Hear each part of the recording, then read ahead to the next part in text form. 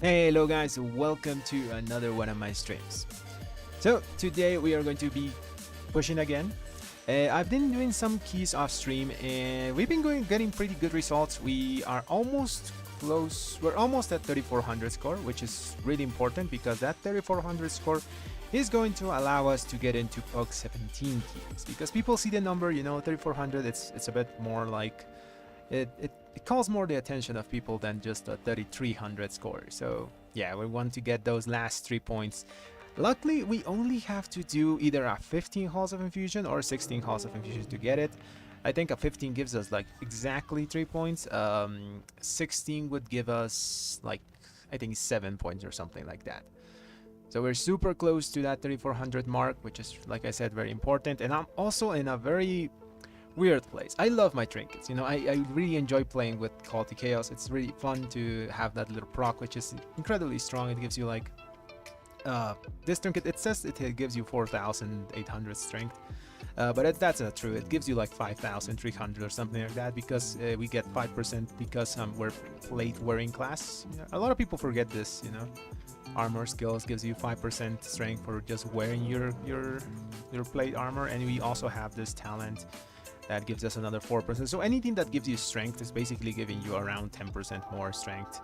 Well, 9% to be exact. But yeah, so Call to Chaos is really good. But I've been running into situations where I'm actually in danger of dying when this string procs. 5% extra damage taken shouldn't be such a problem. But I remember when I used this and on the season that it came up, I had like 19% avoidance, so it was like a non-issue. Currently my avoidance is 5% because we had to drop our hands. We had a 515 hands that was champion and it had avoidance, but we have to drop it for the mythic version, because we're going to upgrade this to 528. And yeah, the DPS loss is too much to just keep the avoidance. And since we have pretty lowest avoidance, we're basically playing with 0 avoidance when the proc of Call to Chaos goes up. This is only a problem for me because at the level of key I'm doing, I'm in risk of dying. I'm starting to do 17, 16s and stuff. So yeah. So I'm in defense of getting another Trinket. It's a really powerful. Call to Chaos is still better than most of the other stat sticks. The problem is sometimes in risk of dying. So yeah, I still have my 2 bullions. I wanted to buy the 535 version of Call to Chaos because that would be like a 0.7% upgrade. And if I upgrade that and all the other things that I have to do, like my gloves, my wrists, and my, I think, ring, that would give me around 1.9% DPS increase, which is pretty good. So that's my situation currently. Well, anyways, let's go find some keys. We're just gonna play with my non-upgraded stuff for now. Actually, I can upgrade. I'll upgrade ring hands, and I think cloak is the best option. I'm still using this 515 cloak that I got from PvP. It was just really good at the time. It gave you haste and a bunch of bursts. Now I have this one that I can upgrade. 2 levels. So let's go upgrade everything with the exception of my trinket, because I still haven't bought it bullions. So gonna upgrade hands, 2 levels here. Gonna upgrade ring, 2 levels here. This also gives us a bit of survivability, like 17k more shield when it's up. Pretty good.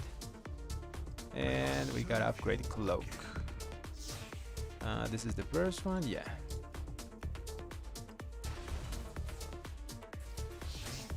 What else were we missing? So we're gonna just reserve those last awakened crest, like aspect crest, for my trinket if I want to upgrade it to 435, the Call to Chaos. I would upgrade my bracers if I end up not doing that, and I just buy another trinket.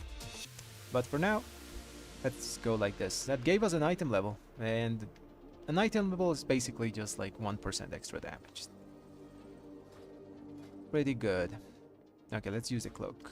422. We need to put avoidance on that thing. Where is it? Devotion of graceful avoidance? This is cloak, yeah. Let's go. It gave us like 27k stamina, which is great. Let's check our stats. Are they balanced? We need to drop a bit of haste. I don't like having like too much haste. 36 is a bit too much. Wasting a bit of haste. Where can we drop some? Let's check. Do I have a haste gem maybe that I can drop? It doesn't seem that I have one. So we'll just have to go with that.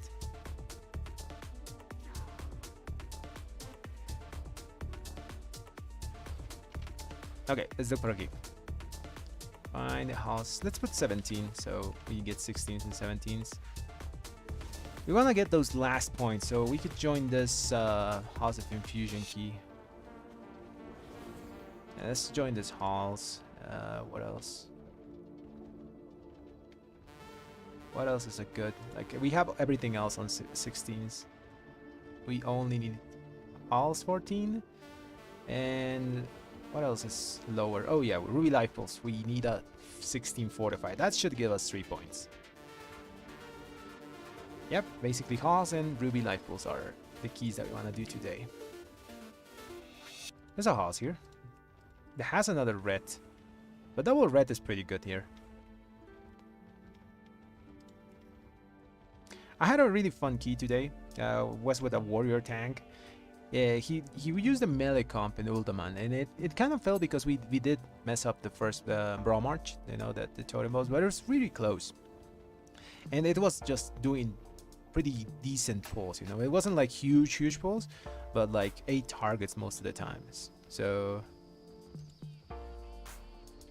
and yeah, what I mean is like sometimes you don't have to do super huge pulls that are really risky to time keys. Just doing smaller pulls is sometimes better.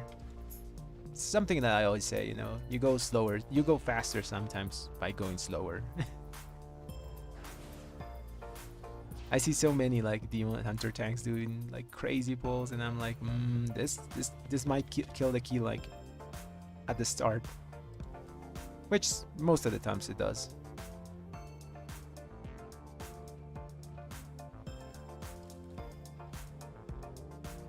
Always have to look at your group comp.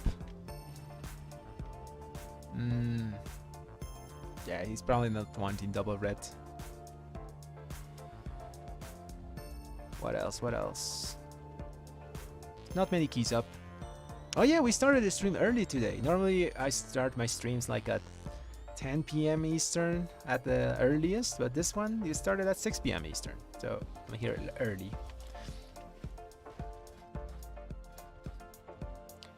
Oh, by the way, this is the build that I'm using today for the most things. I just like this because it gives me a nice blend of single target plus AoE. I still have some priority on Divine Arbiter just in case I need to target something with that.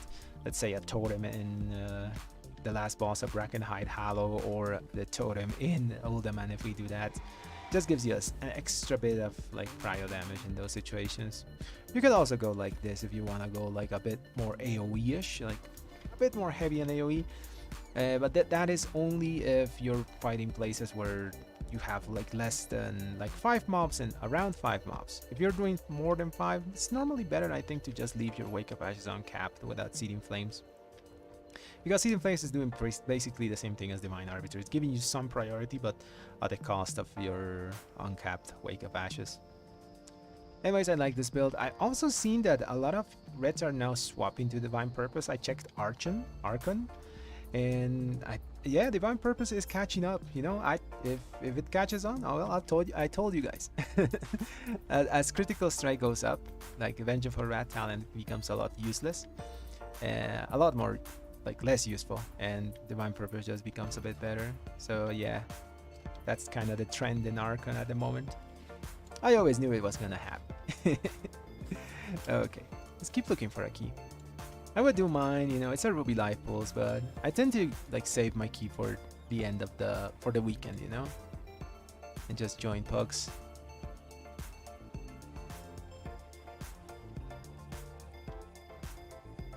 It's been harder and harder to join pugs though. Like everyone wants the meta comp.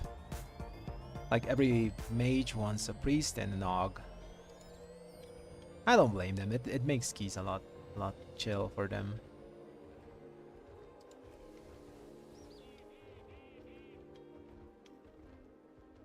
No keys. Well, at least we have the music, so we can like wait here in Queue Simulator. A lot of the times I just open my MTG Arena and start playing that when I'm like waiting for keys off stream.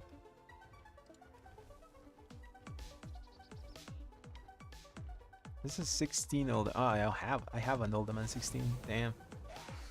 Yeah, we have almost everything on 16. Just Ruby Light Pulse and Halls of Infusion. Halls should be an easy 15. And 15 gives us the last 3 points we need.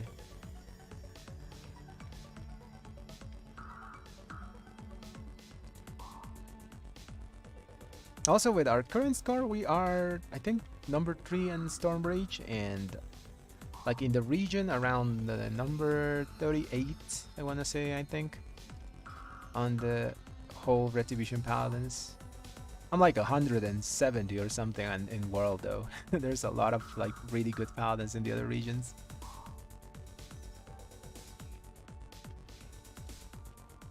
But hey, we're keeping up. Last season I couldn't actually keep up with with the ladder because I missed like 2 push weeks, so I didn't play them, and after that it was like super hard to get our score higher. It's Notaro 16. No, we don't need it. Damn it. Where are the halls? Halls, Ruby Lightful. Okay, this one is fine. I'll do Ruby Lightful 16. Should be exactly 3 points that it gives us.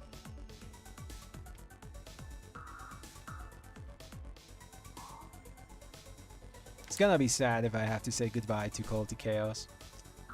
I like this trinket a lot. It's pretty fun. I like emergent gameplay, you know, just when you get a proc of something, you gotta start pressing more stuff. Feels really impactful when it procs. Thing is, like, that 5% damage taken is becoming a bit of an annoyance. I haven't been lucky with like avoidance on my gear for the most part. I have like other tertiaries. I have 8% speed for whatever reason and leech, you know, but not avoidance. And to cover most of an Altarian's Call to Chaos damage, I need that extra bit of avoidance. If I had like 10%, it would make like a non-issue, that 5%.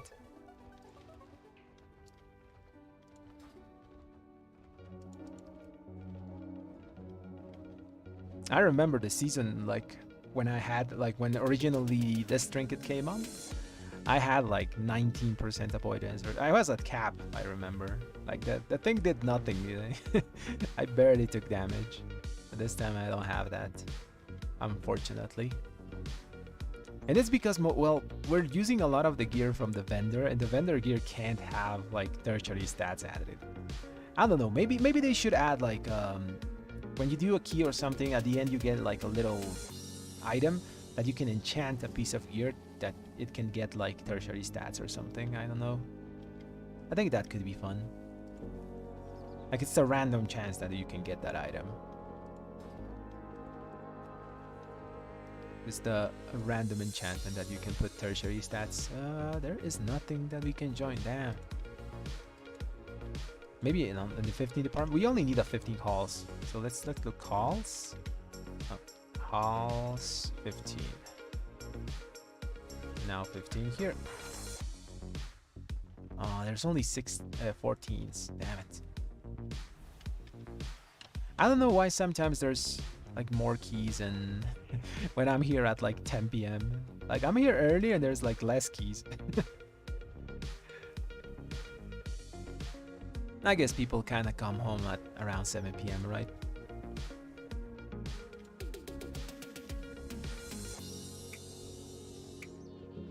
There's a Ruby Light Pulse, but they want an AUG. Damn. Could use my own key. But I want to save that for the weekend, you know? I like to do streams on weekend and we can use our key then.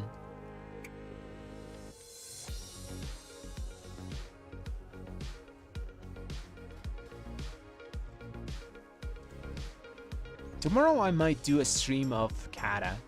I will be raiding tomorrow and maybe I stream that. I geared that paladin like to full this really fast. It was really fun to play Kata. I like that version of Red Pally. It's like the inception of the holy power. So it's a fun playstyle. Just stacking all your cooldowns together and blasting. We used to be like that before rework. Now we still stack cooldowns together, but it's just like Wings plus Final Reckoning. Before it was like Wings, Final Reckoning, Seraphim, Divine Toll on top of that. in Shadowlands, it was an actual cooldown if you use Pelagos because it gave you like a ton of mastery. Oh, awesome infusion. Maybe you jump. Maybe you get in.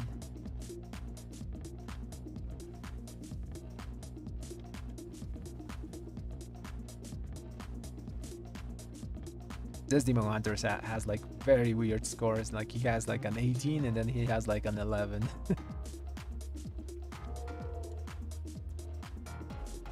Oh, there's another Halls of Fusion here. Let's join this.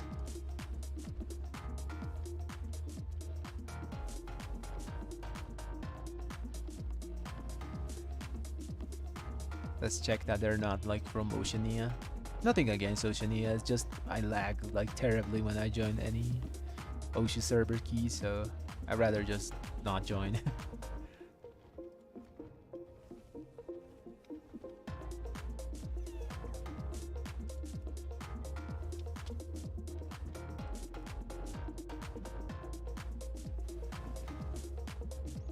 We're actually pretty good for House of Infusion, but a lot of groups are killing our utility because let me show you something. So where is Halls? So a lot of the utility of Red Paladins comes of freedom in Halls of Infusion. You know, you can free them yourself from the ball slow, you can free them yourself and someone else from the ball slow. Sometimes that can kill someone though, because if you have more than 2 balls and they laser like the person that doesn't have freedom, they can die.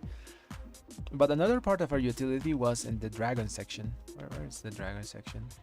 Here it is. So normally normally a lot of groups are skipping like these dragons. Like I think you fight one of them and then you skip the other ones. Like I don't know how they do it, but they're doing it. Well, at least attempting. You know, I've been in some of those groups and we kind of failed to do this skips, but still. So a lot of the utility is because we can remove the debuff, the damage debuff that the dragons put on you. But since people are skipping those, that utility is becoming a lot less needed, you know. Yeah, other than that, Red Palace just provide really solid damage and are pretty durable.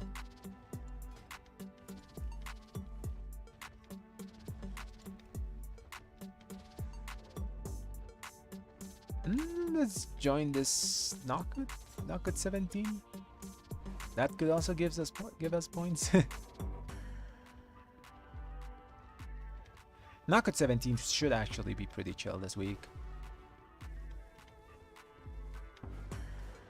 Tyrannical Knockut is a lot harder than Fortified Knockut.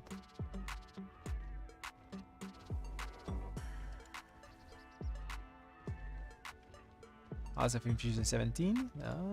Maybe? Okay, let's try it.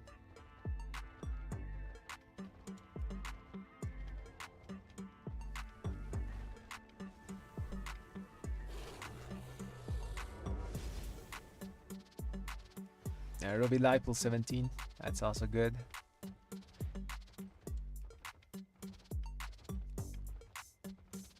Let's join one more so we're like a cap of things that we join. What else can we use? Knockwood? This one already has a red.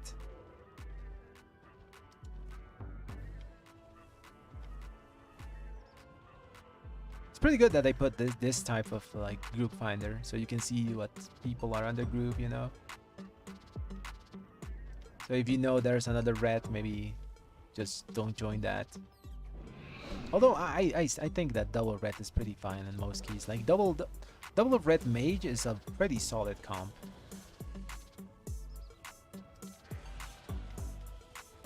Mage gets prio damage and the double reds just do blast AoE. You can have even like one red can actually replace the Shadow Priest in terms of defense, because you can just, one uses Diva Aura, the other uses Red Aura.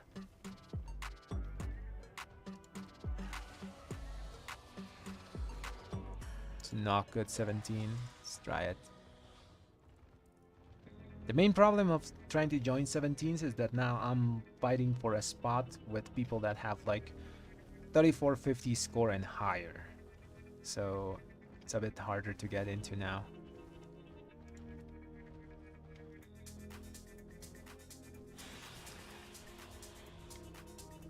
We're probably going to be like using our key pretty often at this point to get some score. Well, let's try to just join pugs and until we don't have any 16s to do. Just missing 2. Ruby Light Pools and Halls of Infusion. We're missing another 16 on Tyrannical on Oldaman. Then we're pretty much done with everything on 16.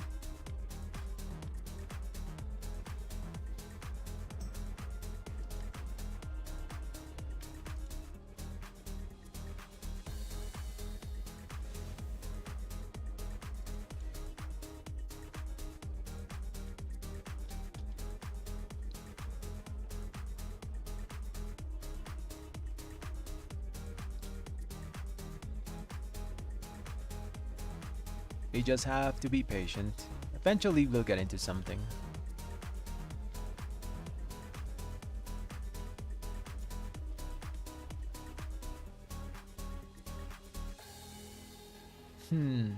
I think after upgrading my Trinket I should get like 527 item level. To this thing to 535. Oh, by the way, the embellishments that I'm using are Crossfire Legworks of Preparation plus 1 blue silken linen. The blue silken linen this week is getting like very low value because of bursting. Like I think I haven't seen like more than a 55% uptime on this thing, and that's pretty bad. At that point you're better off using the versatility bracers.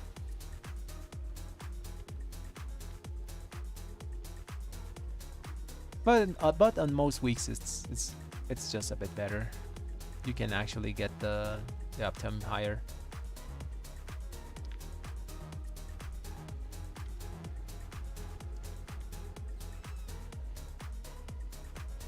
Ah, this house already has a red. Damn it. Let's look for 15 halls. Maybe that can actually give us the last 3 points. And we can use the filter here. I'll just write it.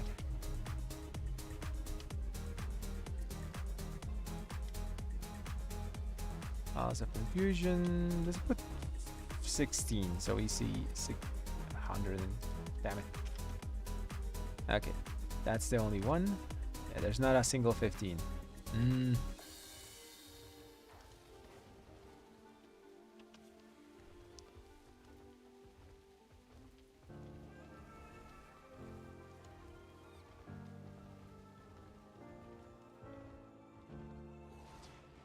Man, I think we're going to have to use my key.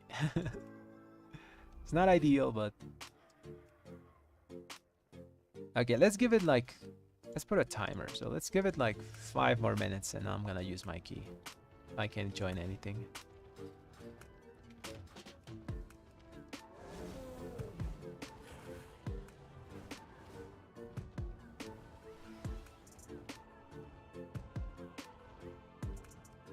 Now we can... Oh, this is... Oh, it's Emerald Dream. Never mind. I shouldn't join that. It's Oceania server. Or is it? Actually, I think it is. I don't really remember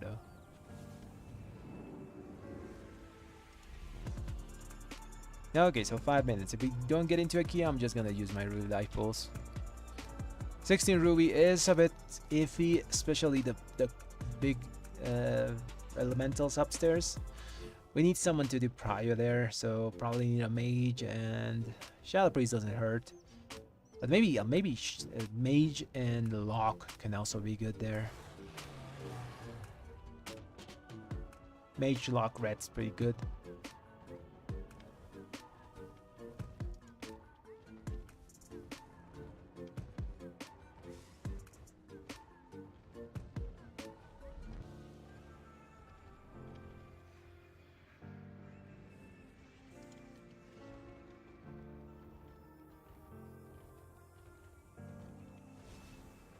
Now these guys are looking for an AUG with a B-res. Damn. Pretty specific.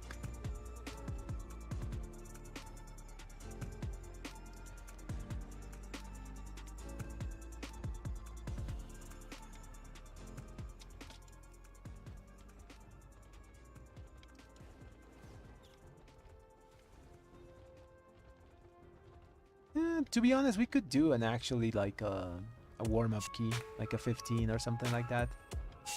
Something that we don't need points.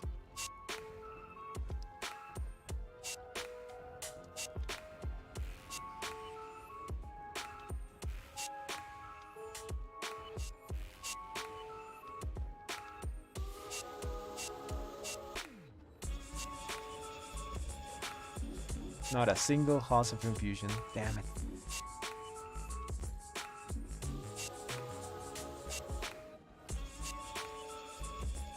Oh, you could try an Uldaman 17.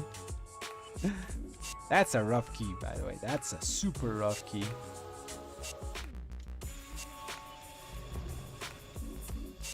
Like today I did a 16 and it was, we had like 30 seconds left with the group I was.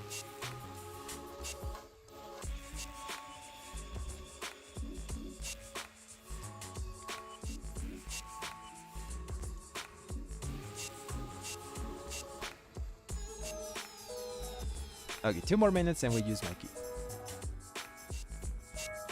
Oh, this is a very weird group. Demo Hunter, Demo Hunter, Demo Hunter, Priest.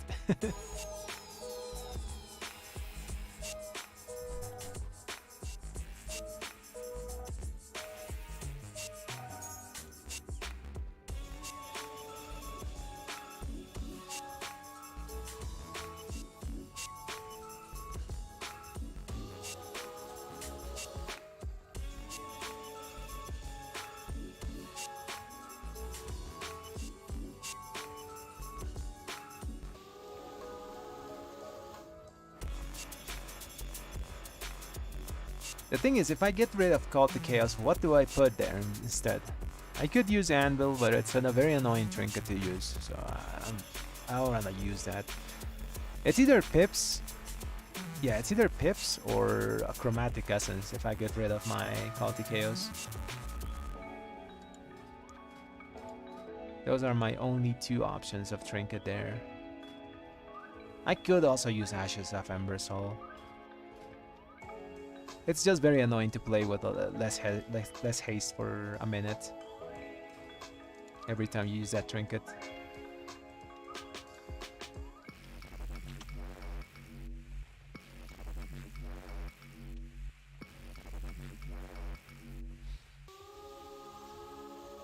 I'm so happy that in the War Within, Red's going back to like stat stick version of Red. Since our mastery is going to be a lot better, that means that like mastery trinkets are going to be good for us, and even that gives like main stat and just stats in general is going to be good for Red.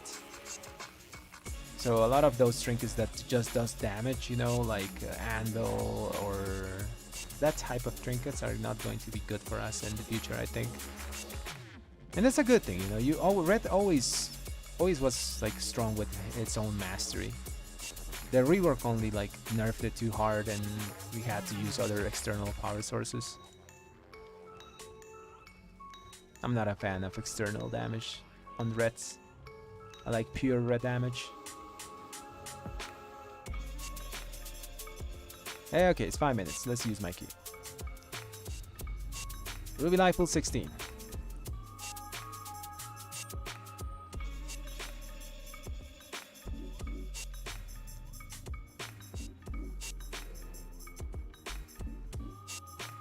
Okay, so we want a mage. We for sure want a mage. Do we want a Shadow Priest? That guy looks solid. But let's wait. Let's wait for the list to fill. I always like get the first people that I see and stuff doesn't go right, so I think I'll just wait. Do we need something specific for this place? Only the mage, I think, because we need prior damage to kill the big elemental. The other DPS has to be able to survive because there's a ton of damage in this place, unfortified. Sadly, we don't take Hunter because of that. I didn't cancel, by the way. He just left.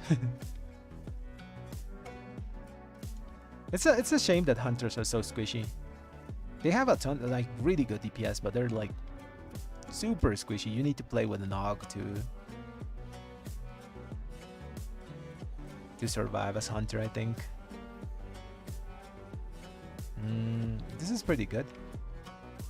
This is Augmentation plus Demon Hunter tank.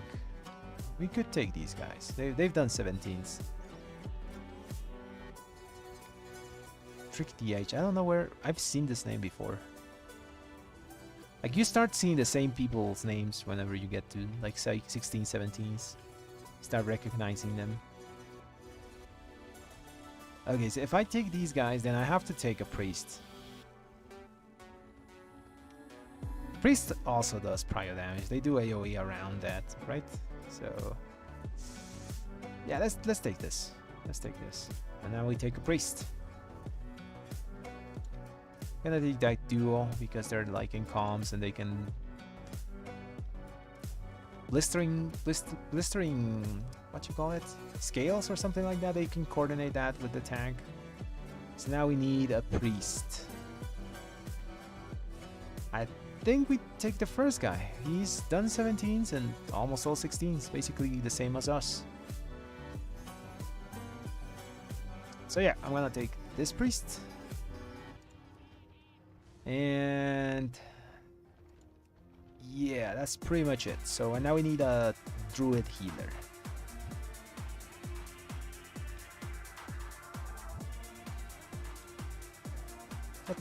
Let's relist.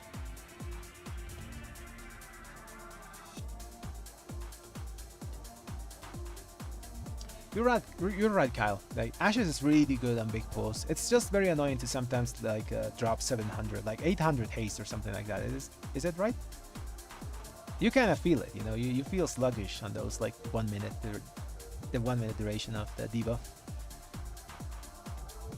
It is a very strong trinket.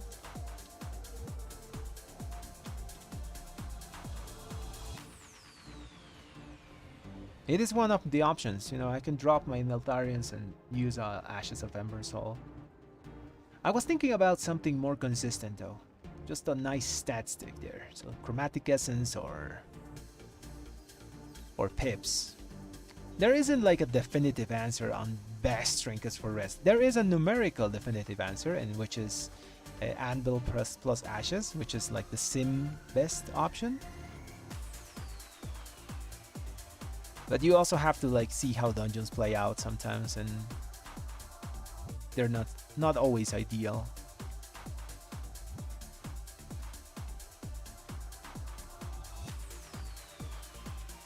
If you see like a lot of the reds like that are running like very different trinket combinations, like everyone has their own preferences, it seems.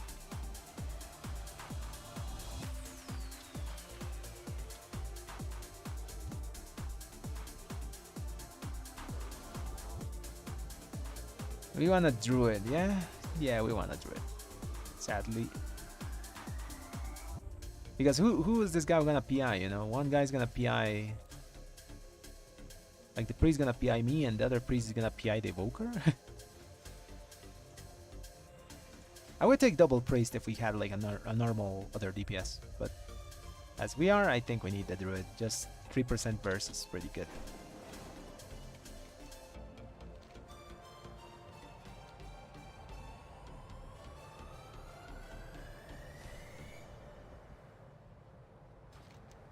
Augury is a pretty decent trinket. It helps a lot with your single target damage, and up to 5 target cleave. After that, it has a bit of a down, you know, because it does split damage.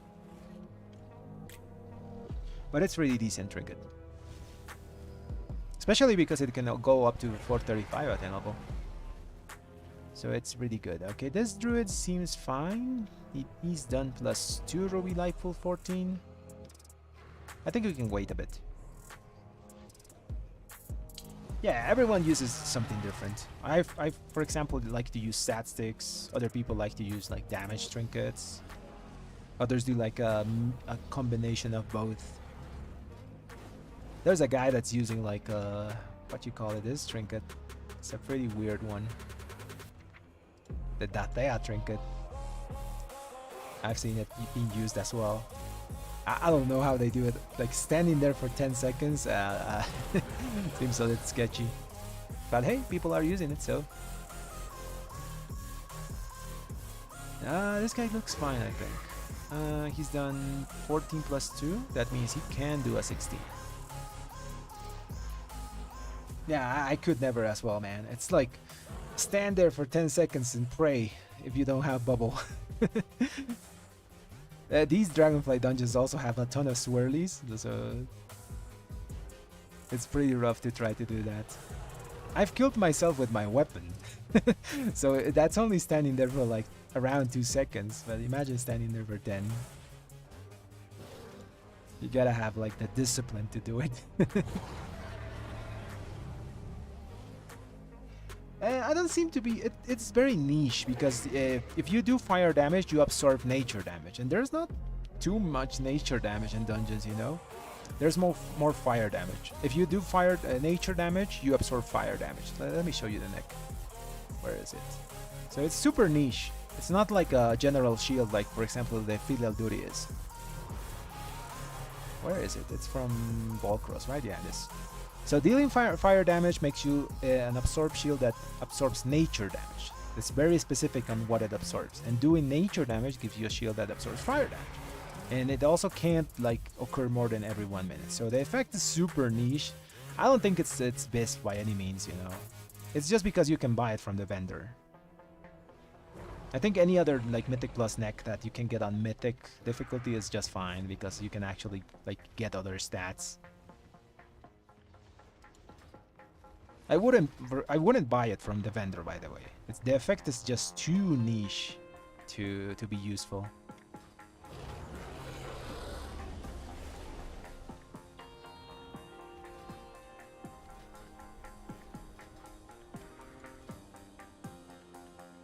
I think we can do a bit better with the druid here. A 3300 druid would be nice. Let's do one more D-list.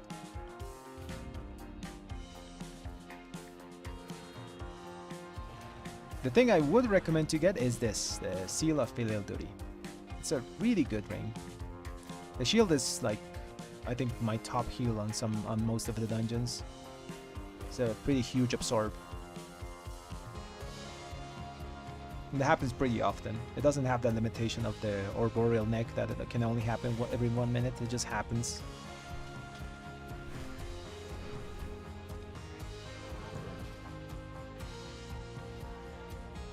The stats aren't bad as well. Like you're gonna get mastery eventually because you're gonna fill your other stats up to diminishing returns, and then mastery is going to be open. So mastery ain't bad. Do we go Shami? Nah, the other druid was better. Let's wait a bit. Hopefully I get like a good 17. Azure Bolt 17 would be nice.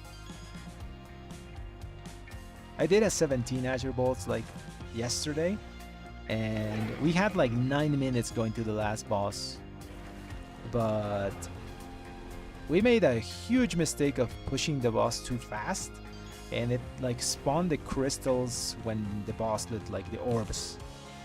So I couldn't like get close, like super close to the crystal to kill it, and everyone else was dying from the raw damage. It was really weird. There was a lot of overlaps. Oh yeah, the blow up also, like the dragon does like a knockback. Also that thing happened at the same time. Very unfortunate key.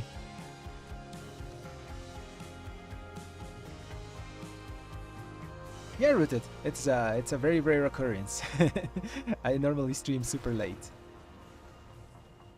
but I'm glad you could catch me early.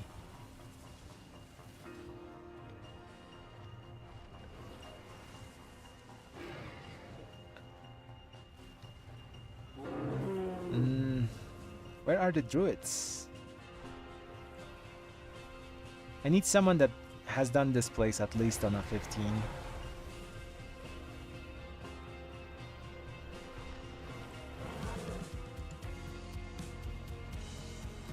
Like the other healers have done it on a 15. At least the priest and the evoker. At 3% burst is pretty good. So we might as well wait.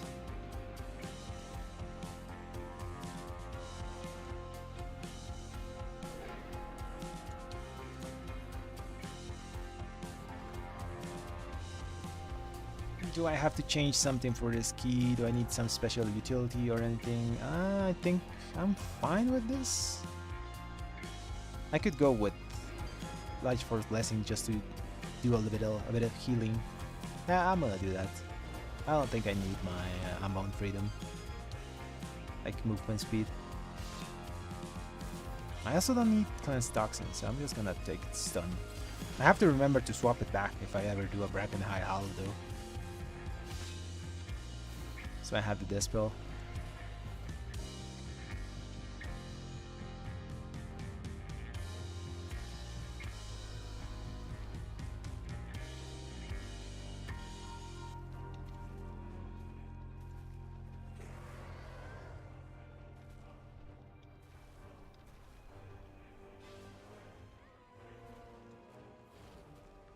Hopefully that these people don't leave. Like, that's I think we have to take him. People are gonna start getting impatient. And we have a very solid group. But I think this key lives and dies by the healer. If he can heal the damage in this place, we're fine. There's a lot of it though.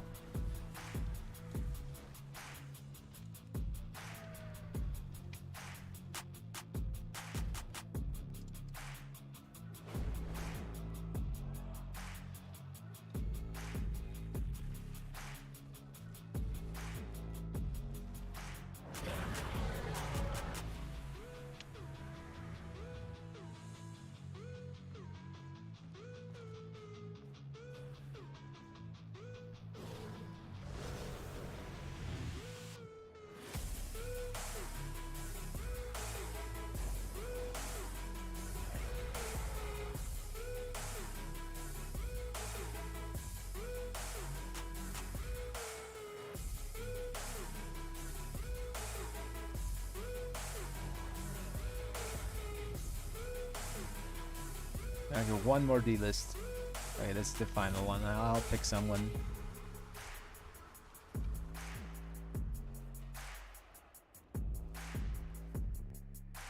It is, I think, worth being patient, Kyle. Yeah, this place lives and dies by the healer. It's very intense. Like you have bolts going off. Oh, that guy's fine. Yeah, that guy's fine. Let's take him. Nice. Okay. Yeah, there's bolts going off. There's like there's the big fire elemental that's doing the AoE damage.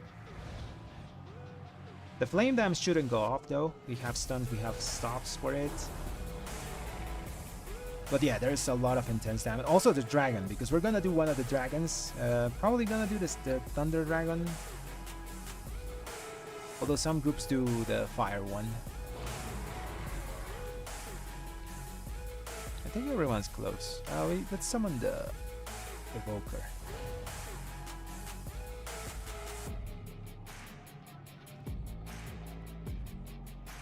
This key's pretty chill if we can survive the upper ring.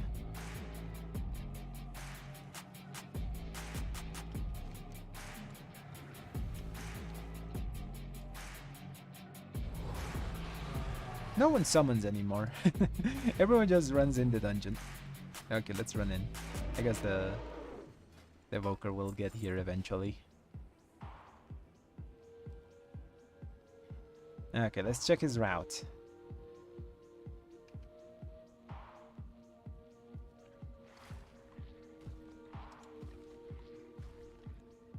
He's gonna pull dragon into the elemental. I don't think we can survive that, my dude. Fire dragon into an alley. Kill the alley before dragon hits 50. We lost dragon at 50.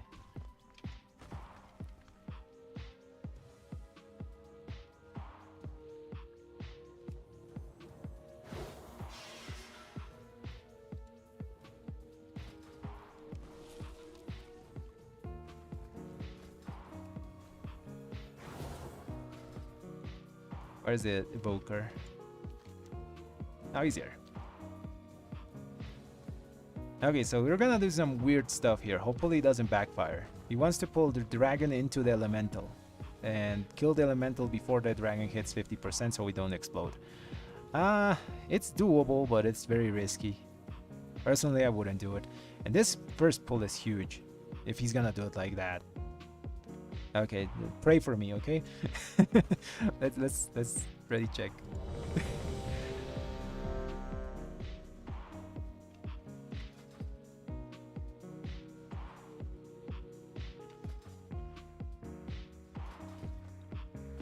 Yeah, those pulls are whack. They're gonna pre-invis this as well. I have invis spots, right? Yeah, I have it.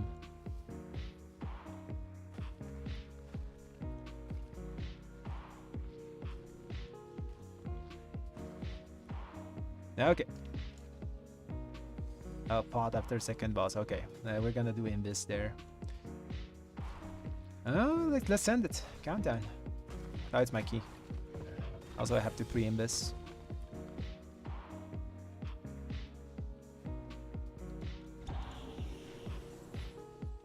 Okay, here goes nothing. Oh yeah, we gotta turn off the music. Need to listen to the cues. Alexstrasza charged us with Run. the light fools from the primalists. I pray they have not infiltrated too deeply. Okay, gotta watch the Earth Shaper because he's gonna do the slam and it hurts. Kick this. There's a slam. I'm blind.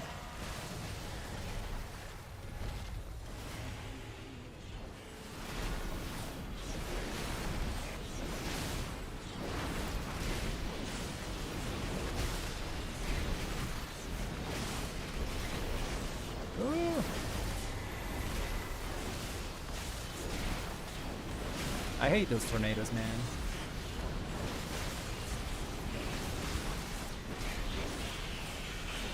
I have my weapon.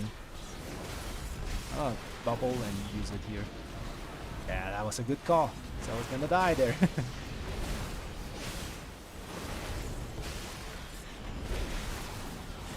Stun one of those. He's taking a lot of damage there.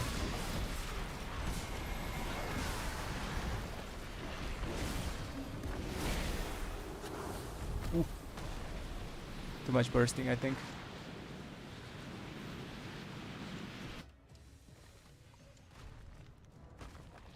I just have to play it like this now. Yeah, that pool was too big, I think.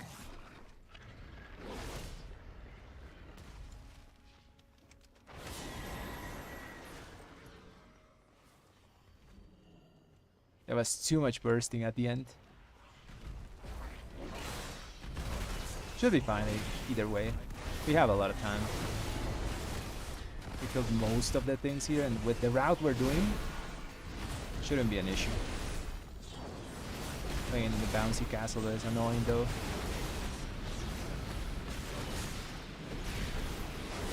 I'll try to dodge the tornadoes.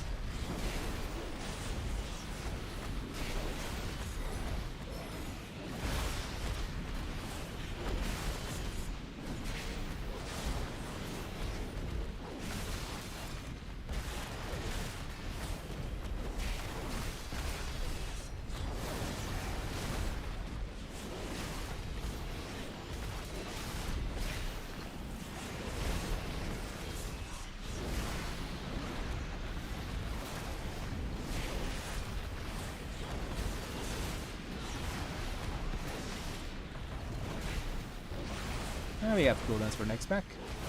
And our weapon and everything. I think we killed most of the things we wanted to kill here. Can we pass this? Nope, we're gonna have to do it. I'll kick it.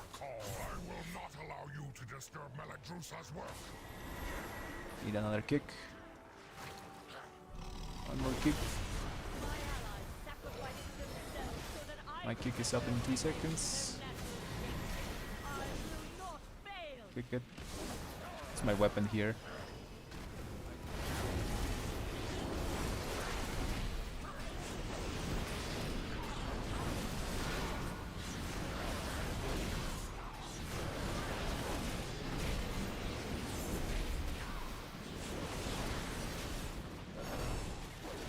What's he gonna bring?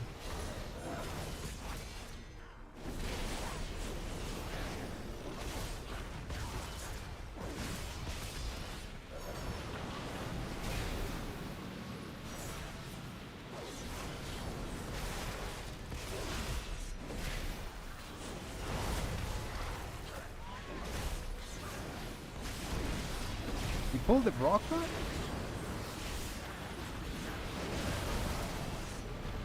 Why did we pull so much stuff?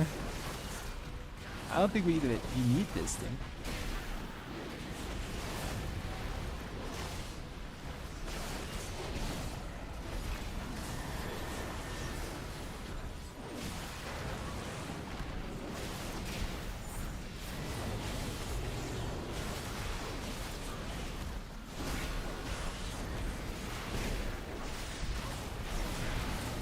I don't understand why people do like these types of pulls.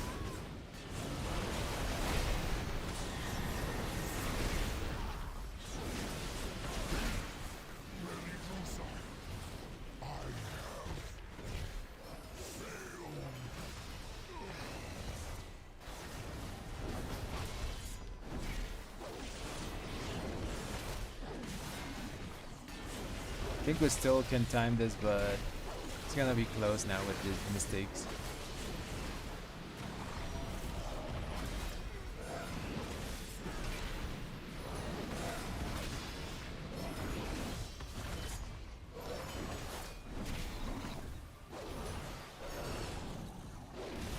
Gonna skip dragon?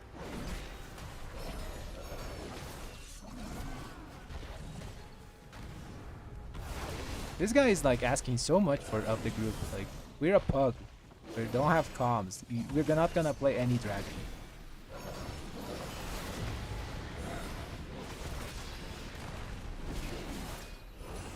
All these things could have been avoided just playing the dungeon normally, you know, just press W. We have the damage.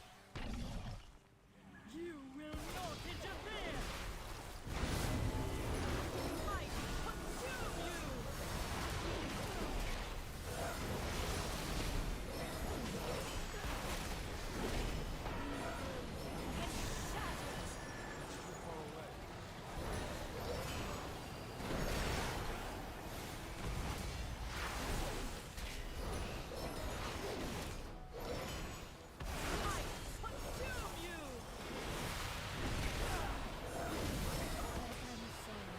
Oops, I'll have my weapon and again funnel damage.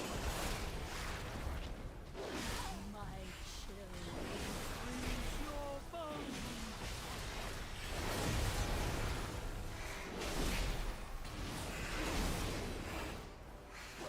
Might consume you. I'll freedom the tank so it doesn't get stunned.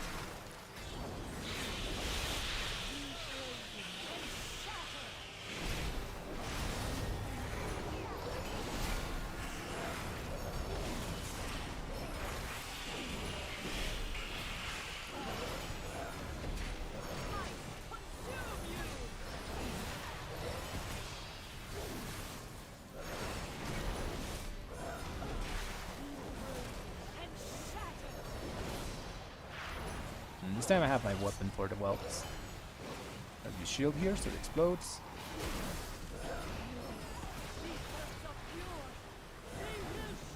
Why not try to funnel to the boss? But these whelps are like everywhere, so I'm trying to put myself here? I think I did it.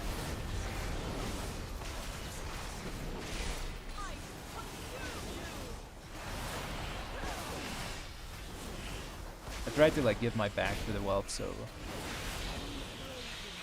I can hit most of my weapon to the boss.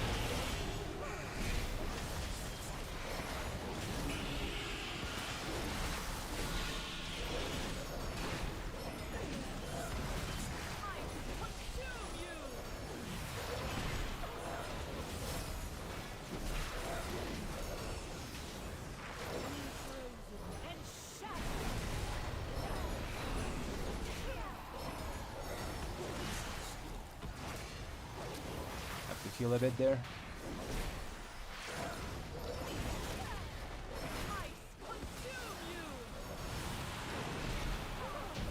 Nice. Ah, my cultic is procced at the end there. Sag. Good work, champion. Now that you have secured the pools, So we're not gonna play a dragon now. require your aid above. I think it's gonna backfire terribly, but I'm gonna try to do it. We have very little room to play the boss now. I think we can kill the dragon. We have 20 minutes. The bosses take how long? This is one of the long bosses. This takes 3 minutes. So we have a lot of time to do this key. We can play it pretty chill. I'm gonna wait for cast, kick.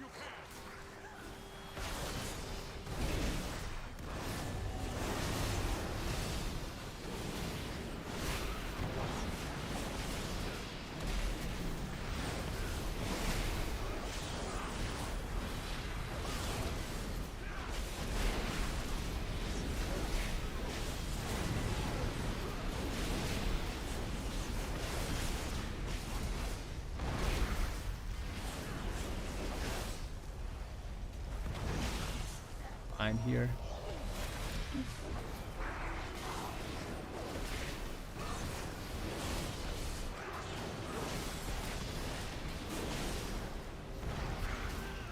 Ah, crap. Tapped the wrong target.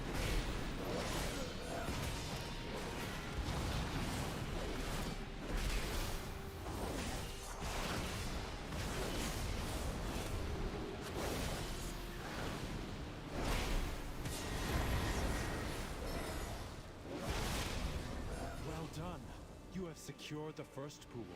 Now see to the others. There's a dragon. We're not gonna play that, so... it's fine. They died, but...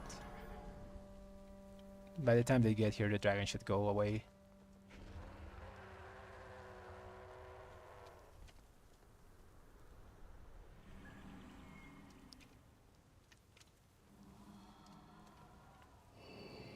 Is it gonna go away?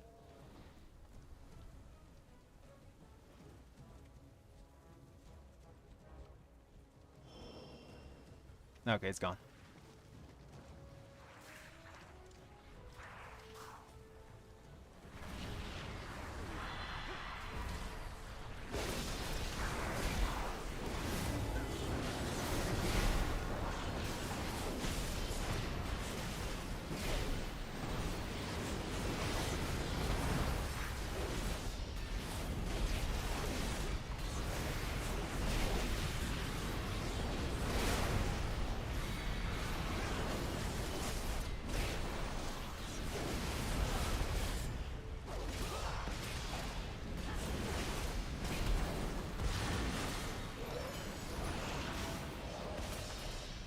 Blind on the flame dance.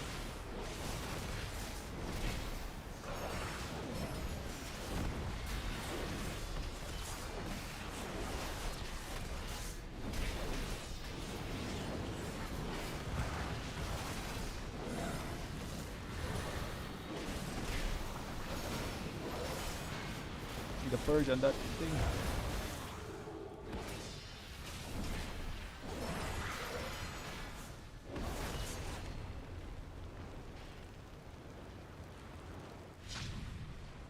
Keep clearing them out. Do not let the primalists desecrate this hallowed space.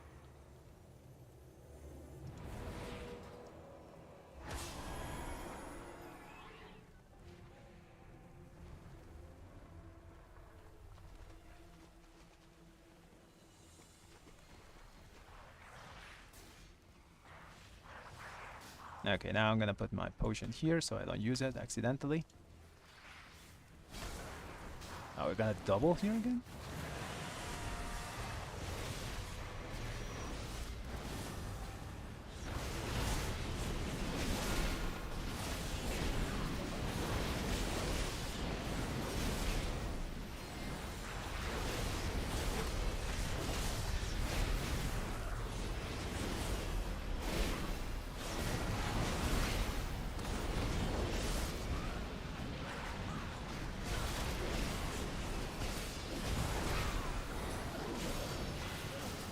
Here. Ooh, those flame dances almost go off.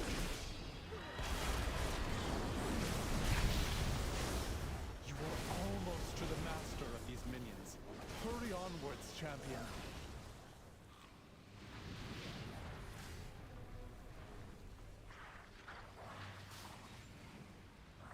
We got 15 minutes. I think we have this key in the bag.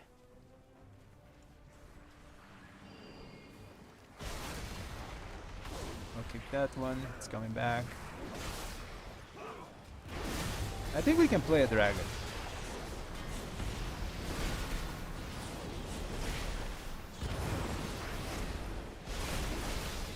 And still time the key.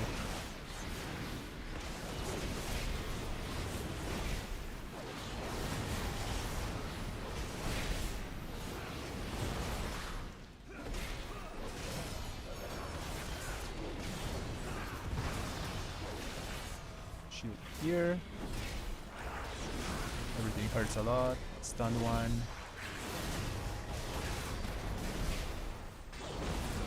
Nice. My other defensive here. Like each boss takes like, oh, this is gonna hurt. Enhance myself. Like each boss takes like, I think the last one takes 4 minutes and the next one takes 3 minutes. So it's like 7. You got 6.5 minutes to clear out the trash. The last pool is safe. She is exposed. Attack that No more primalist midnight keys. before she can summon But I thought you guys liked my midnight keys. Okay, so we're gonna play this without the dragons. It's super risky, but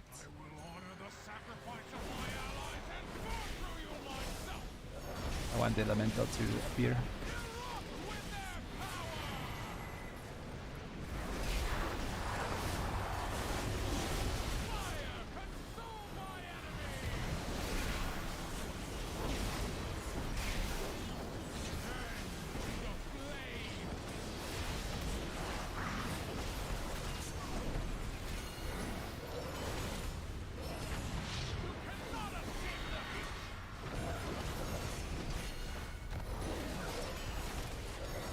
I want to use my weapon on the elemental.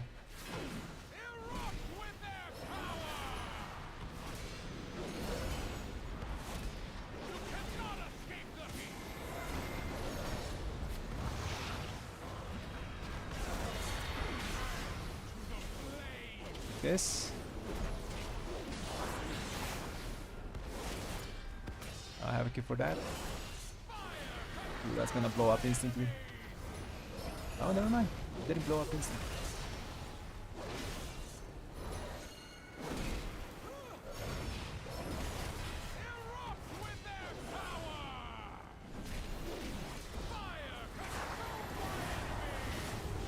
I can't see crap.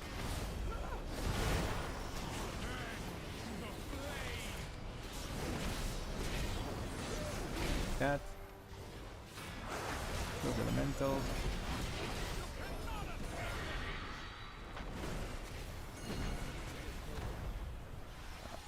Gotta run.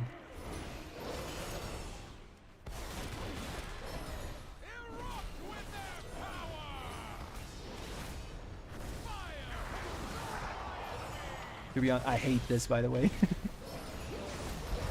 I hate this way of doing this boss.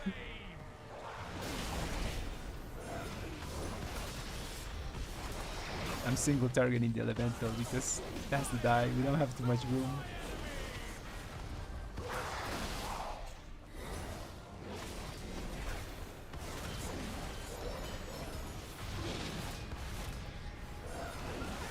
do I just single target the boss?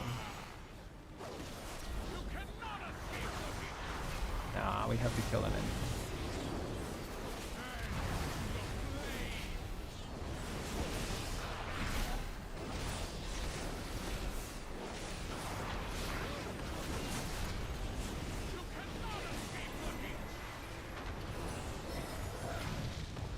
He dies here. Dragon's gone away. Nice.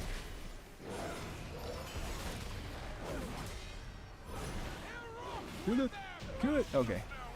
Ooh, that was rough. Now we in this. Vile monster! I protected these life pools. No!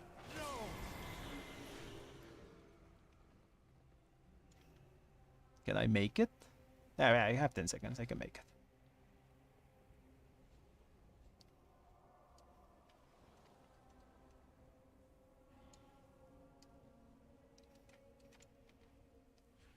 it. We have a lot of time. Like, this trash dies fast. Oh, we're gonna play this? Why did we invis then?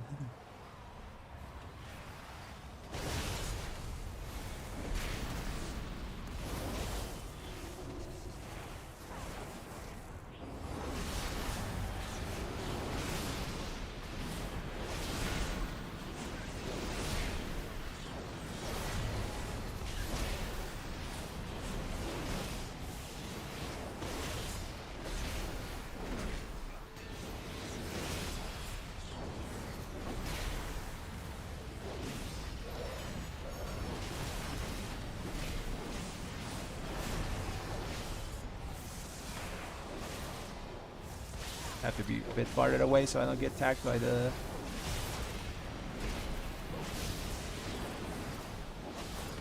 thunderclaps.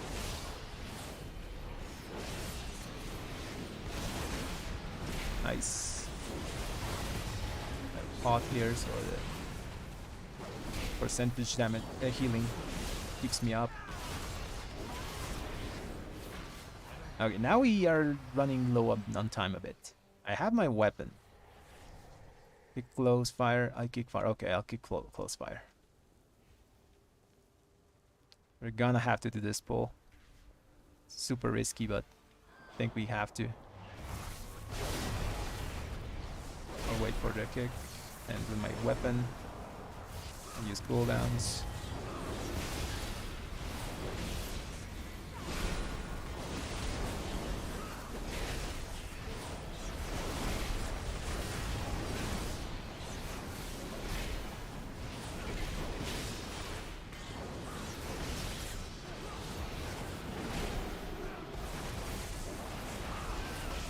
It's dead.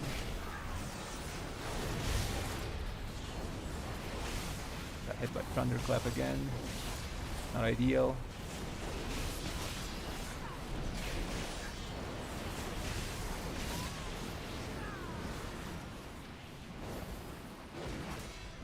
Yeah, I sucked there. I got hit by thunderclap so many times.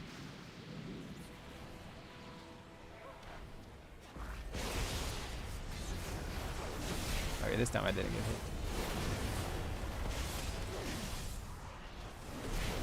Keep that. Use cooldowns.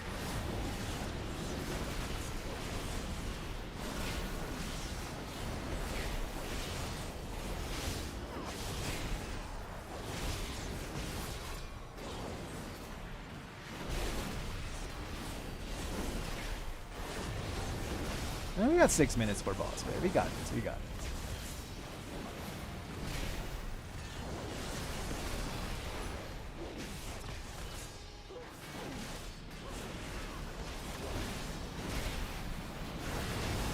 More like 5 minutes for boss.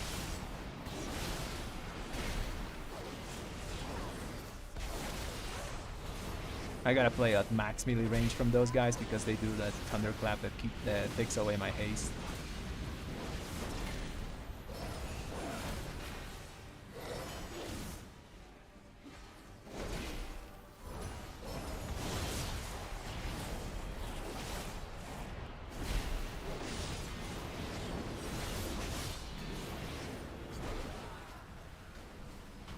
Nice. As those guys were dying, I used my weapon, so I got the extra damage from them.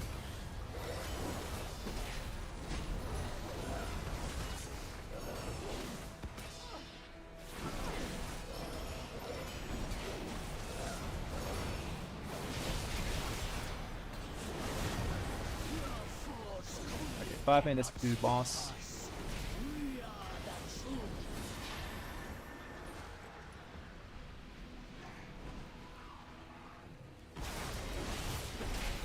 Dodge all those little swirly things because they're one-shotty.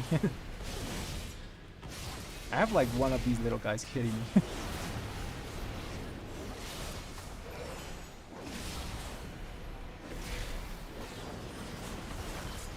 Okay, let's play safe and we got this. I'll hit the dragon.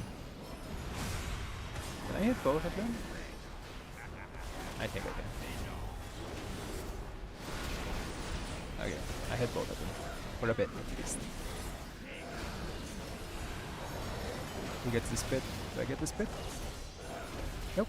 The other guy got it. Nice. Hit the dragon.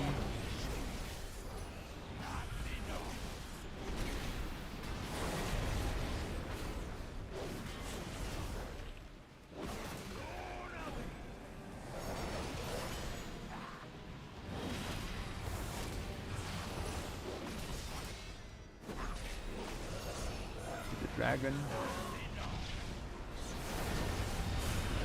How many BRSs we have? We have 2. Okay. I'm stressing over nothing. This key's for time. I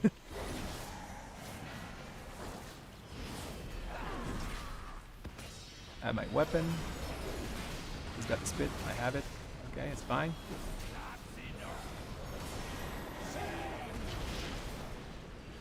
Use weapon here. I'm gonna wait for them to be together to use my cooldowns.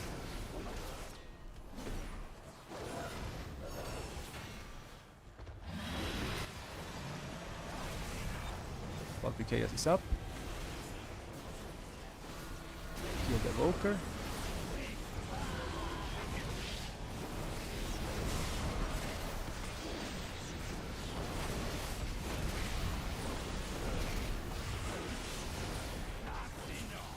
Defensive. Go to my corner. Actually, I'm gonna bubble. And it's done. Freaky! Don't hit those fire patches.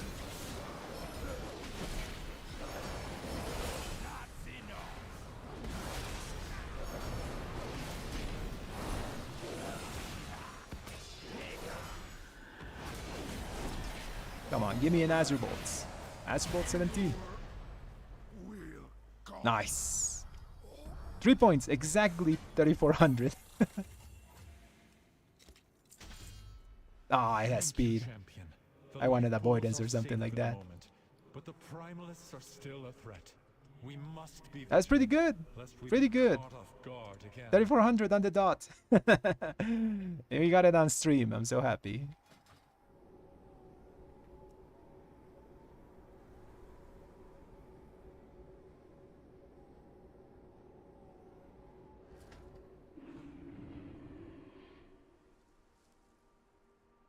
I think I'm just gonna keep the Call to Chaos, man. It did proc when I really need it.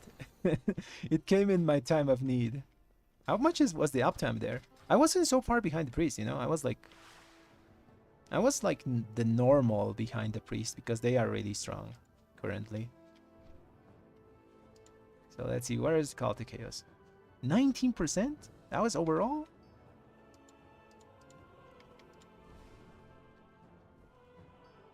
I low rolled that Call to Chaos. That thing is normally up there for like 27 to 23%. Like it only proc 19%? It felt so higher.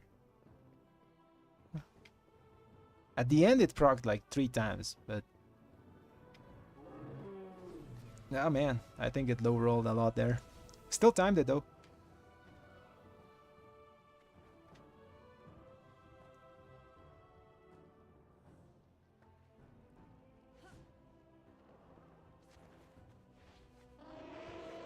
Okay, we're 34 3400 on the dot now, so we can update the YouTube thingy.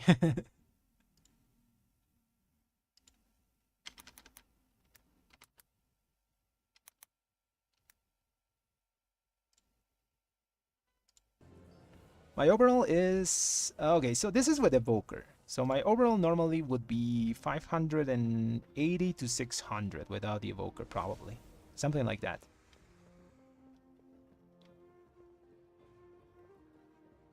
But this is low rolling it, by the way. I have like 19% uptime and call to chaos is super low. I don't know what the hell happened there. Because every other uptime is fine, you know. Earthman rate is fine. Like prepare time was also fine. The 29% on that, that's pretty high. Yeah, something happened there.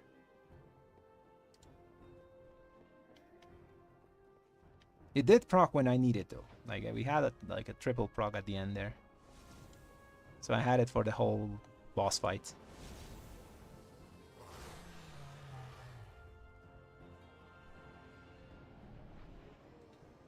Simian Black, it's mostly depending on how the tank pulls. If it's going pack to pack, your overall is going to be a bit lower normally. But this guy, he did like huge pulls, and a lot of them. Like we did the first part of the dungeon almost in one pull, even with the wipe. And then after that, we did like normally you do the big red dude alone. He pulled like a rock and like 5 things into it. Like he did this pull. Normally do this guy alone, but he did it with like other stuff.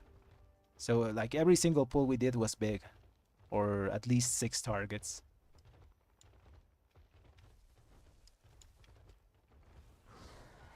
Like having higher overalls, it really depends on how your tank pulls. That's why when you're seeing like other like high key streamers, they're gonna be doing like super high overalls because the tanks are pulling massively.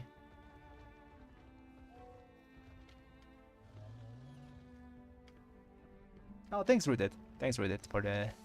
Yeah, I got 3400. Nice. That's gonna allow us now to get into 17s probably a bit more easy. Like that little number change is pretty significant.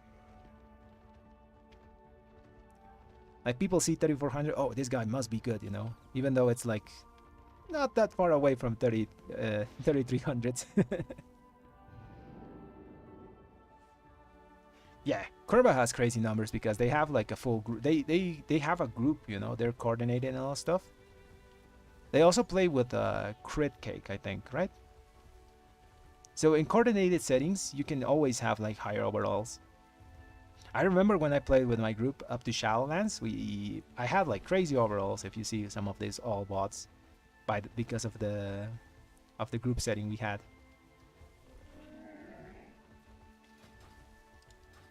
If you can do big coordinated pulls, you're gonna have like huge overalls. Okay, now what's my 17? Azure Bolts? No, it's Halls of Infusion. Okay, let's look for some pug keys. I might save my halls for the weekend. We could get some easy points from a halls though. Not mine though. Let's join the one.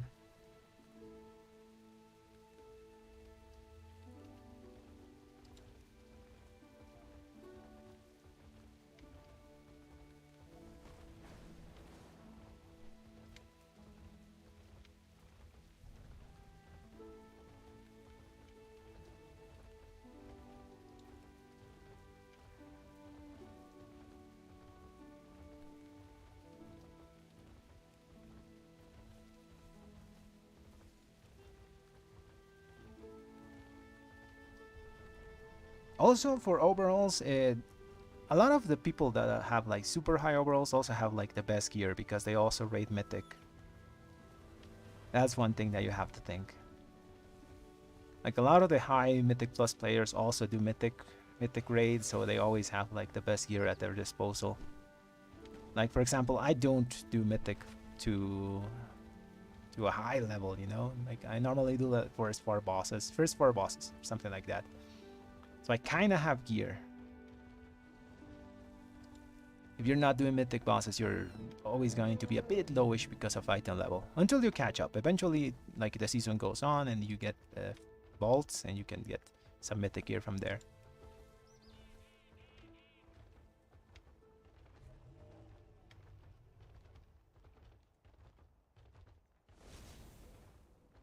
I like that route. It was a bit extreme that we didn't have to play a dragon, but it was a pretty good route. Oh yeah, let's put our pots back where they belong here.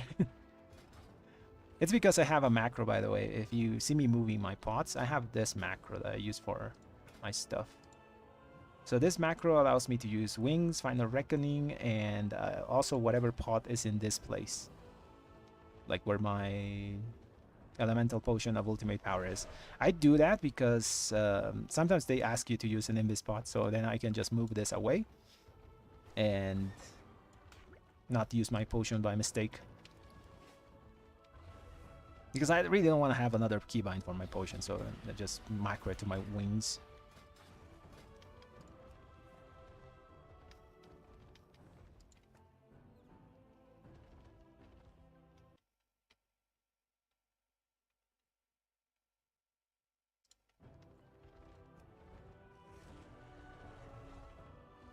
Okay, we need to look for a halls now.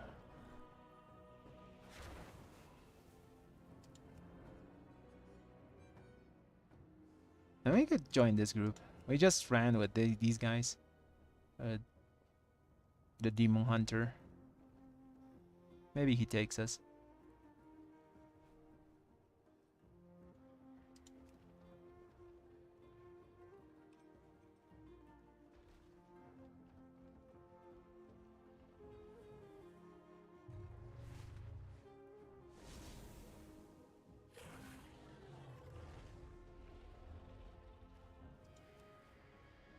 Like the day we need a halls, there is no halls. No halls, 15 or 16. Like 16 would be like 7 points or something like that. 15 is like 3.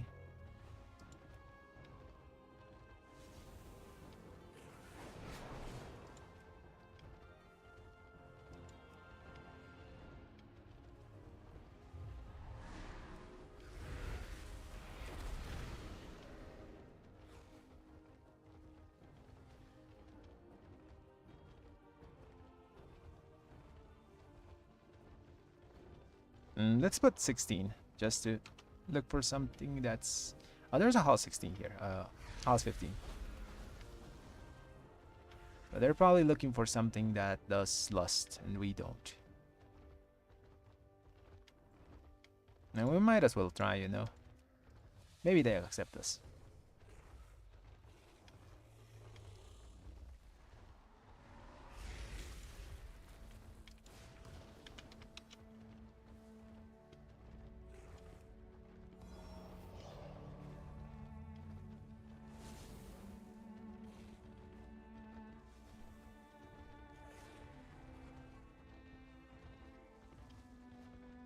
We put 18s, we can only see 17s and 18s, right?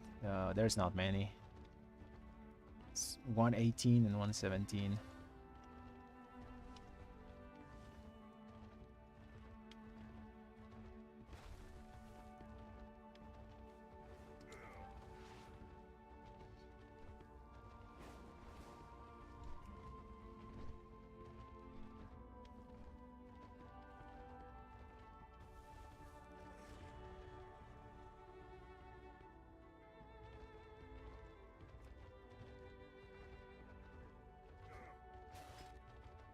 So the last thing we have to do is that halls. Literally the last key that we don't have on 16 on this week.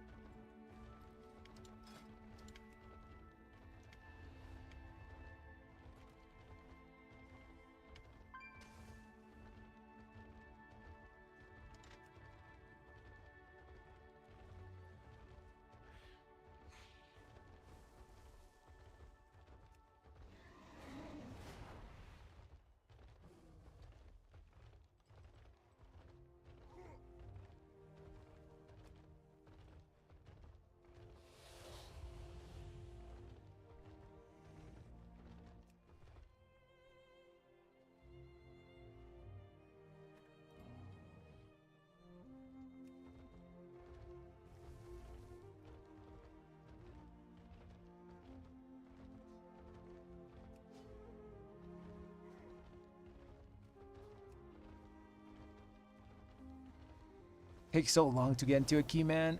Oh man.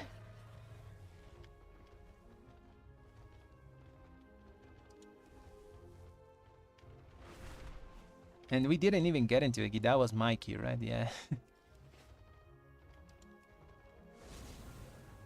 Yeah, the pug world is very ruthless.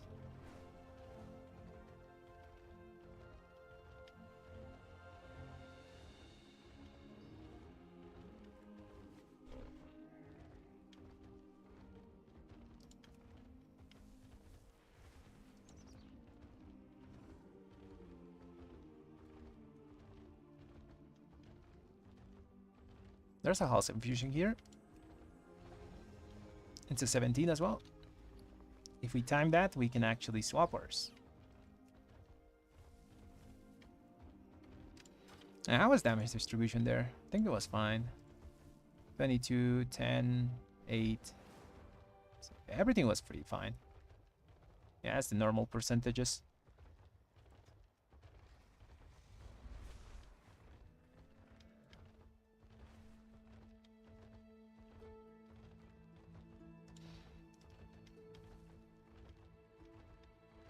What's kind of worrying is this, like, why is it so low? Like 19% on Call to Chaos. Like, I've never had it so low. Like, normally it's between 23 and like 30% on uptime. That this time it's just super low rolled. That's one of the reasons when I wanted to maybe change it to another trinket. It does have some variance. Normally it appears every time you use cooldowns because it has a 1 minute proc. It was 1 procs per minute on Call to Chaos proc. And it's really strong, you know. If it happens with your cooldowns, like it's basically like you have another pair of wings on. It's like double wings or something like that.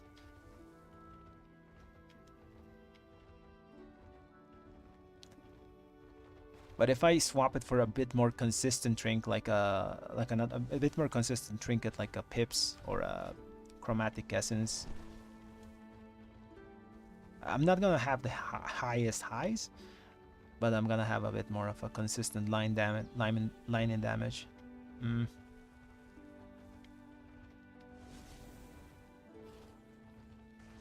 I'll think about it. I still have my 2 bullions to buy something. It's either gonna be Pips or Chromatic Essence though. I don't think I'm gonna use any other trinket. I want something that gives me like stats.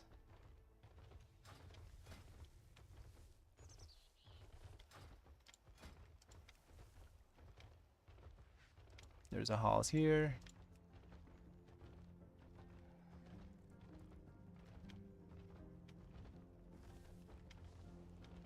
Come on, you gotta take me. I'm 3400. I'm a higher score.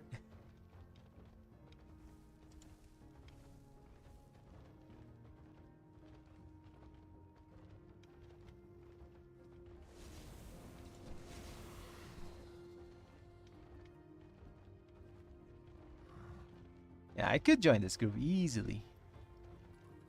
Like, I can slot in pretty fine because I give them Retribution Aura. So they have like 2.5% damage from me, 5% damage from the Demon Hunter. We have Fort, Druid buff.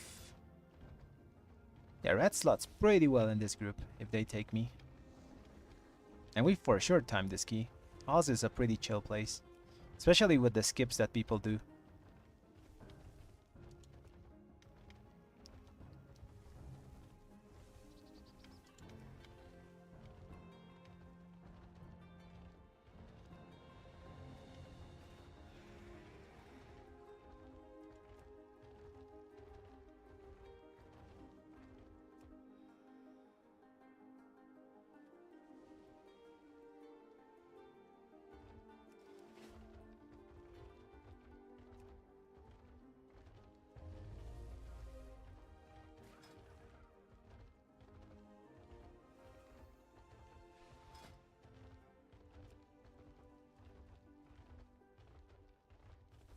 They're probably looking for a mage though.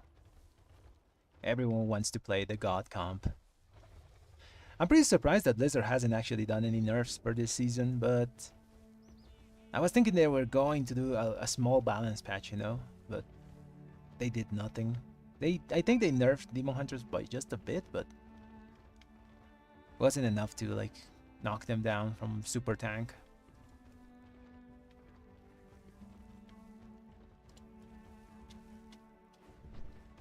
I did predict though that the meta was gonna be a mage meta. Like not a mage meta, but a caster meta.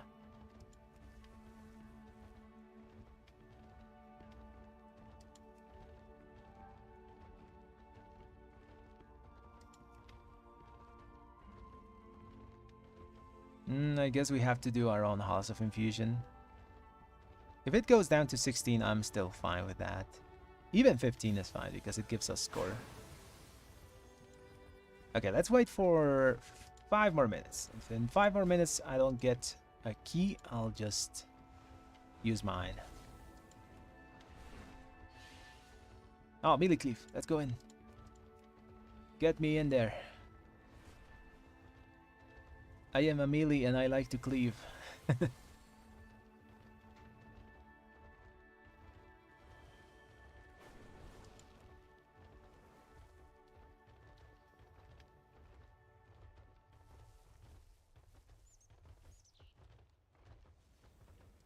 There's a Bracken Knight 17, maybe we can join that.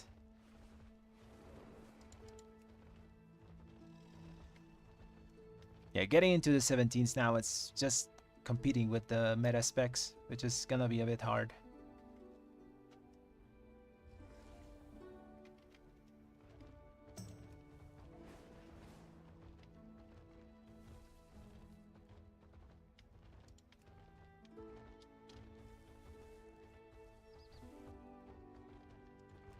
Oh yeah, let's put the music back on.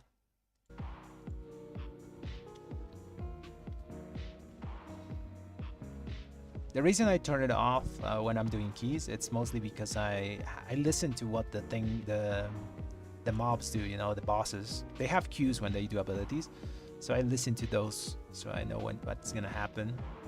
Because I don't use boss mods, as you can see, like zero boss mods. The only add-ons I use is basically the weak chorus to tell me about my stuff, but I don't really use anything to tell me about the enemy stuff. I just play by memory and listening to those small cues.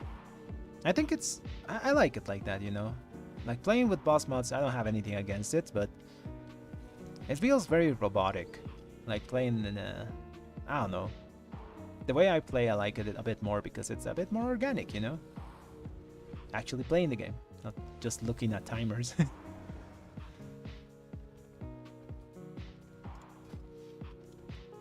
The thing I don't like is the horns. I see a lot of people playing with the horns and like a lot of weird sounds. I don't know how they do it. Especially the air horn. That's just annoying. I had a friend that played with meows. There was a cat that meowed every time an ability was happening or something. That was funny.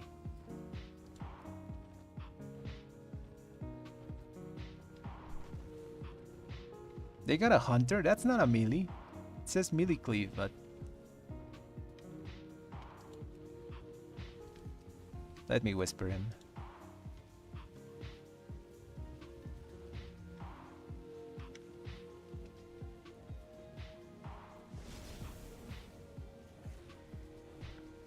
I'm gonna whisper him.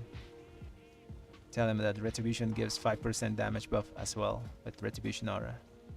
They don't need a monk.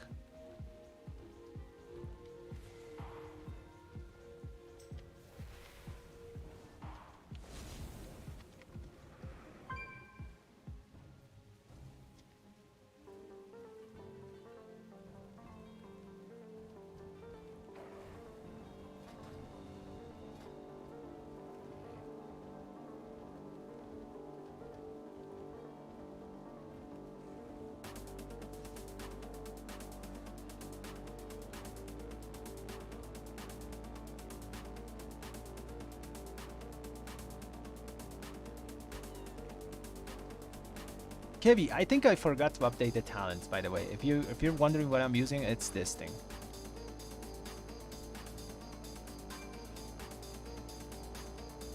No, actually, I think I updated them. Anyways, this is what I'm using. I'm kind of glad that the Divine Purpose is catching on. Like I checked Archon like earlier today, and there's like other reds that are starting to use Divine Purpose instead of what you call it, Vengeful Wrath. I knew it was just a matter of time.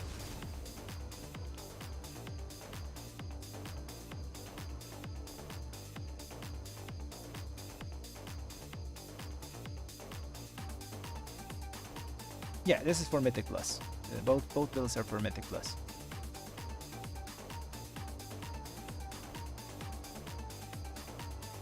Oh, you want me to link this? Okay, I'll do it. Just a second. So that's what I'm using now. This build. If you want a bit more AoE and just don't care too much about your single target, you can swap Divine Arbiter for Seething Flames here. That's pretty much it. Oh yeah, I have to swap some things to default. This there and this there.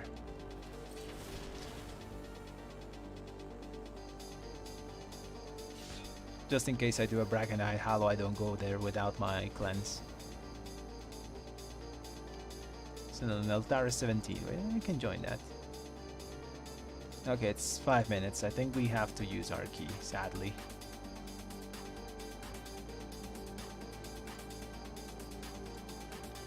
Okay, let's look for people.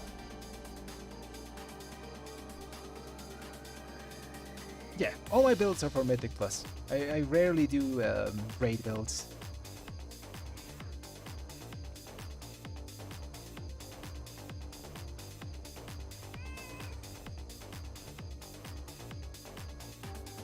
I wanna give hunters a chance, man, but they're too squishy. They just die too fast. And if I try to protect them, I'm probably gonna die as well.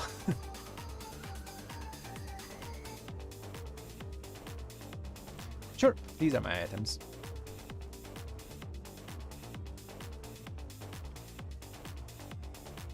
As for trinkets, I'm using Call to Chaos and Whispering Icon. Although I'm still on the fence of Call to Chaos. Depending on what level of keys you're doing, it can be really good or it can be a bit dangerous. I was thinking of swapping it for like a Pips or a Chromatic Essence. Because I was feeling like that 5% extra damage taken. But it does do the job, you know, it gives you a ton of stats. Numerically, it's giving me the most damage, but it comes with that small downside. Okay, who do we pick here? We probably want to get these two guys because they're in comms, because they're a group.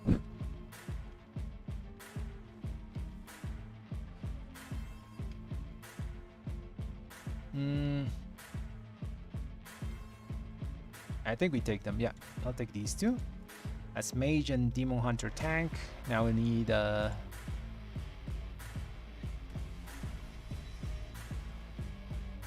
think Aug is pretty safe. And oh, we need a priest for this place. God damn it. We need a priest for the stupid skip.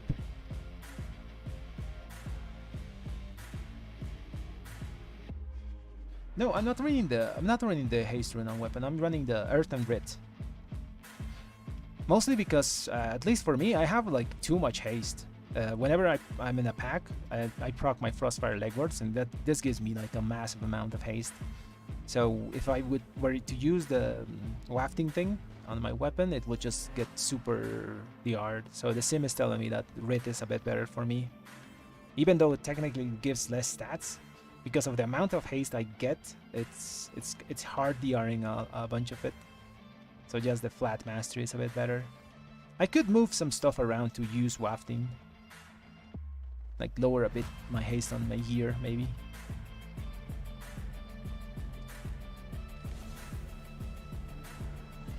Oh yeah. Howling. I'm using Howling. Yeah, I'm using Howling. Howling Rune.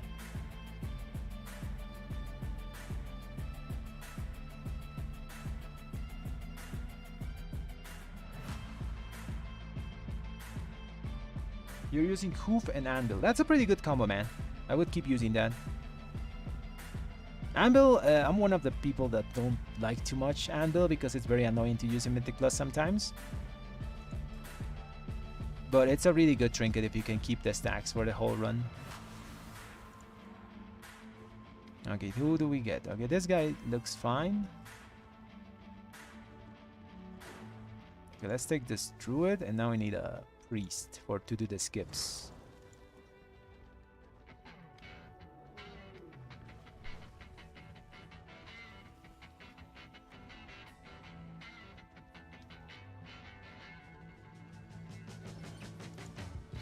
Okay, let's delist and relist. And I know the pain of not getting the legendary, man. You've done 10 times Firak. You need like 4 more times to do Firak and you'll get it, your legendary. Because it has a pity timer. It is super annoying that this season they didn't make it faster.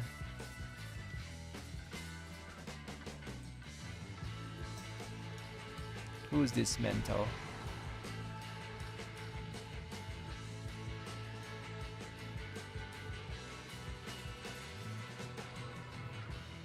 Oh, you said that you did Firak 10 times, so I'm assuming you didn't get the legendary. And that's what you mean by sword.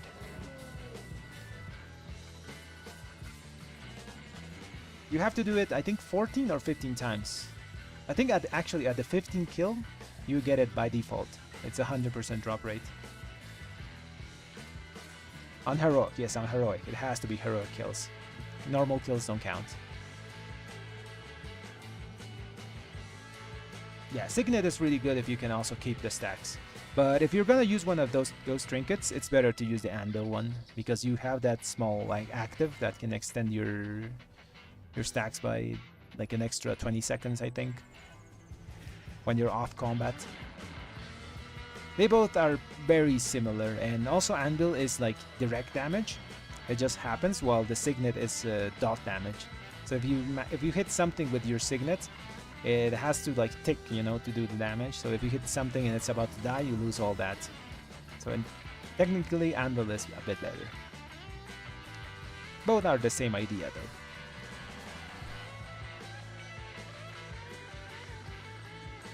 I know, Jen, and it's very annoying that they didn't make it drop like easier this season. I think I'm gonna take this on gods. This guy's done 17s. Yeah, I'll take this guy. You can get it as play. You can play any spec and kill Firak, and it's still gonna give you your axe.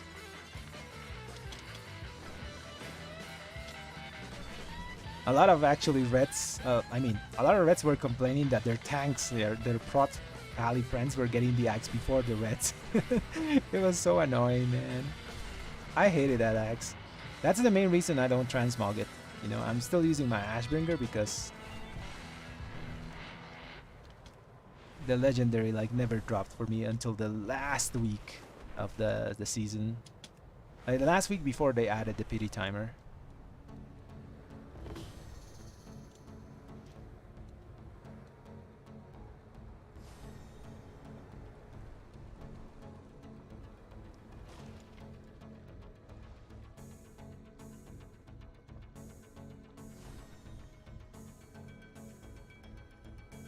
Actually, it's a pretty good combo for single target and priority.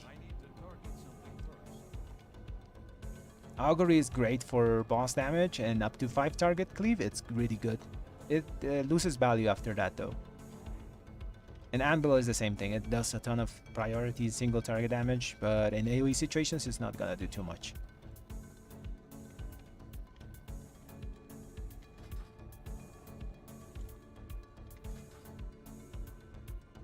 The main problem with those trinkets that just do damage is that they are good for one thing, you know, they're priority damage. But whenever you have big packs and sometimes like tanks, like Demo Hunter tanks, pull a lot of stuff, you know. So then you're losing a lot of damage in those situations. You have to make it up in single target.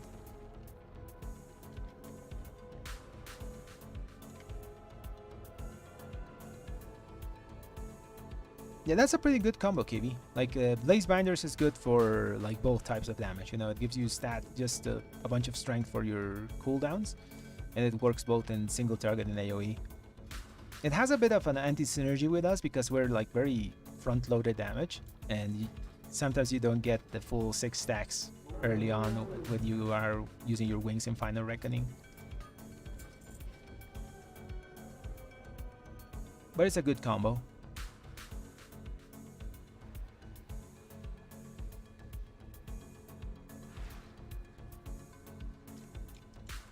I never did try to go for the hoof. Like very early in the season I got the Call to Chaos, and then I was using, before that I was using the little badge thingy. Okay, everyone's here. Let's start the key.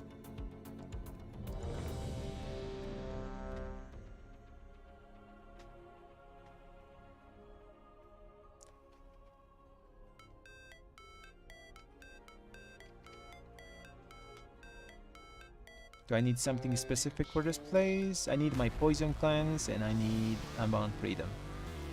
Okay. Hopefully we time it. So music has to go.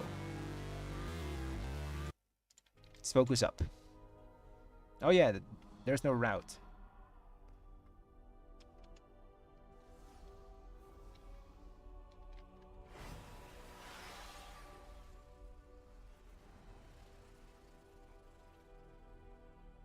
Okay, let's check the route. This pull I don't like. I don't know why. I don't know why a lot of tanks insist on doing this pull. This is just gonna either kill the key in the first few minutes, or it's gonna like time it.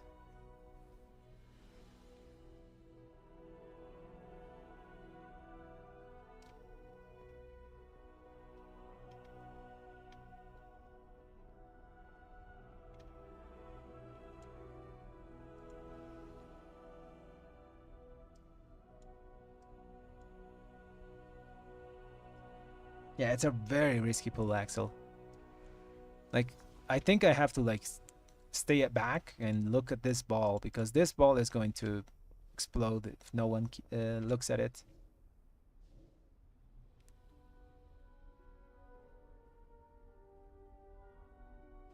Yeah, Kiwi. You got 3 more kills then. You'll get the axe.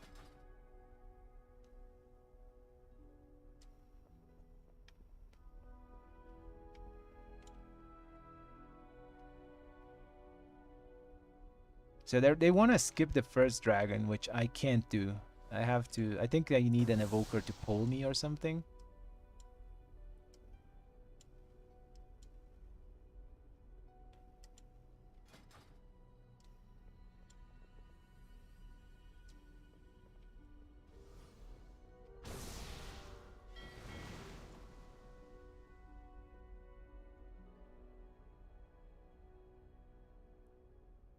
Oh, the Firak axe is a massive upgrade. It does like 7 to 8% of your damage and at the end of a key.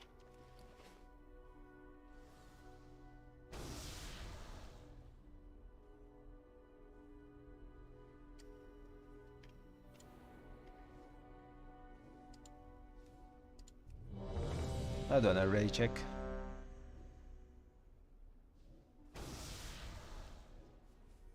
Sure, Kibik, you can add me. This is my ID.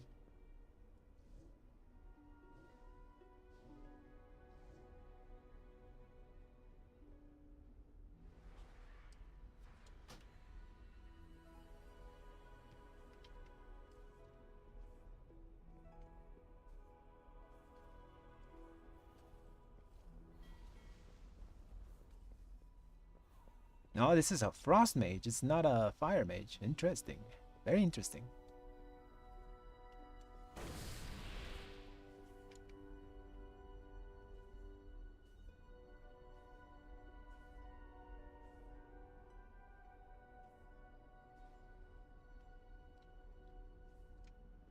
I don't know much about healing paladins. I know a bit about prot, but healing not much.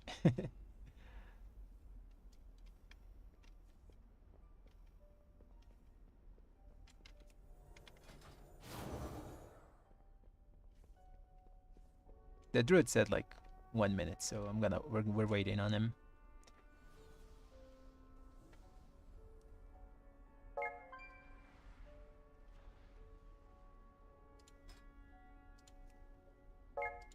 I got you, Kibi, now.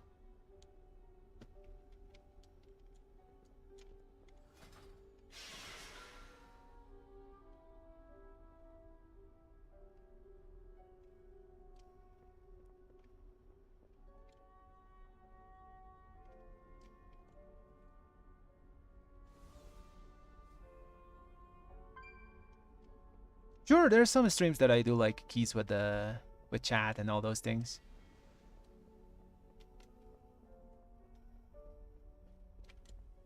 The druid is back, maybe? Ready, check again. Okay, he's there.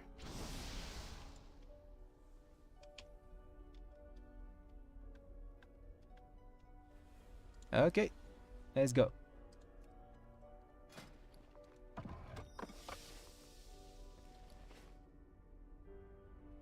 I have all consumables except this.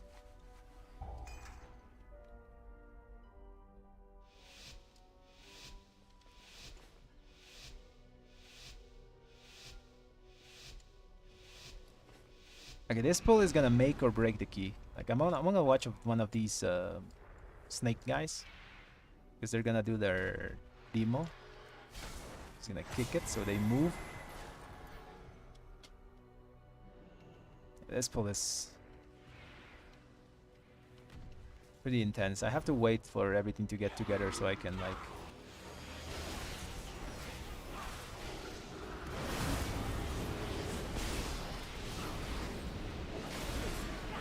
I messed up. Never mind. I'm fine. Pressed my axe instead of my other cooldowns.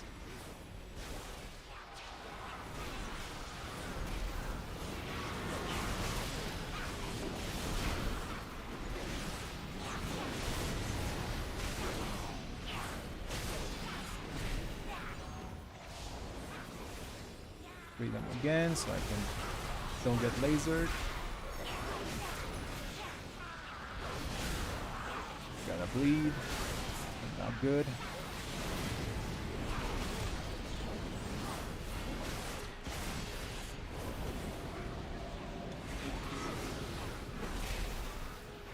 Give you a demo shout. Dodge the stomps.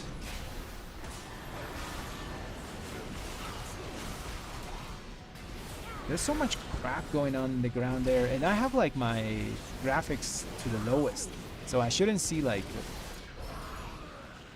I have it set to essentials, so it should only show me like my stuff, but like the frostmate things are. Oh, he's gotta do double here. Oh, I don't have line. I'll stun the ball, I guess. Good.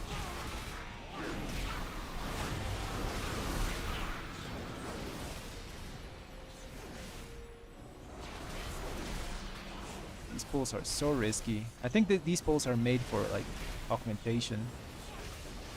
I'm just taking a beating here. With the explosion. Can breathe on this.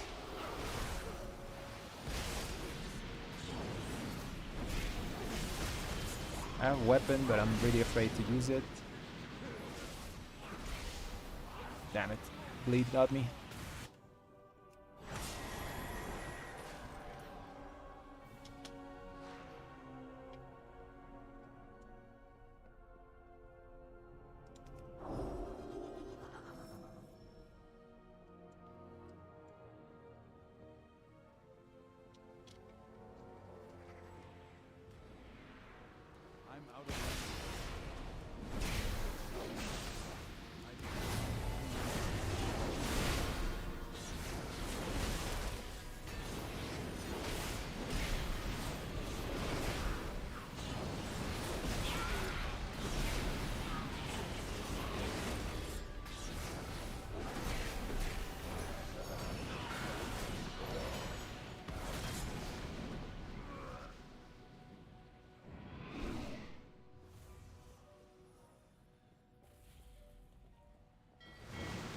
Yeah, we have our weapon. We have weapon here for this pull. He's gonna do a double again. Oh man. Like I like big pulls, but it's a bit of excessive. I also need to like wait a lot to set up his weapon here. Hopefully I don't die. Okay, I'm alive.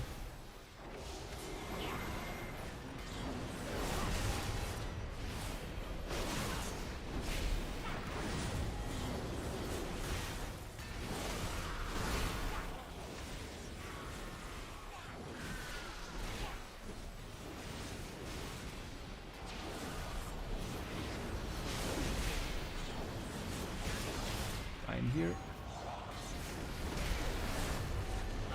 These guys are a frontal bleed. There's so much stuff on the ground it's hard to move.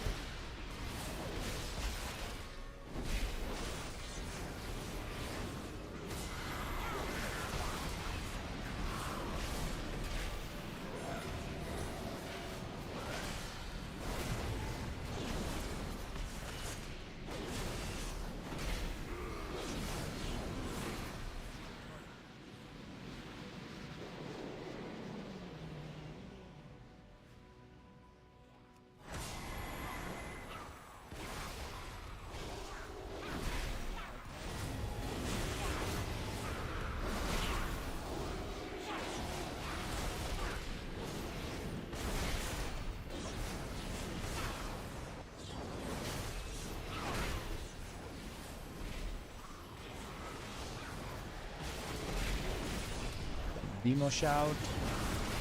I don't have my blind, so I can't like stop all the balls.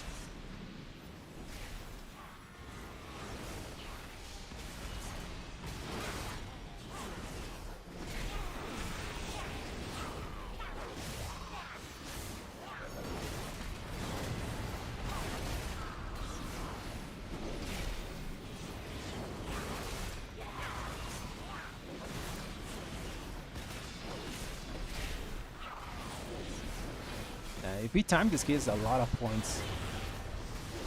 It's probably like 15 points or something like that, because we don't have a. We have this on a 14.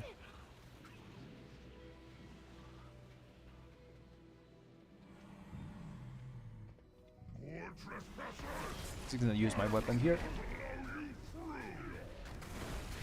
Cooldowns.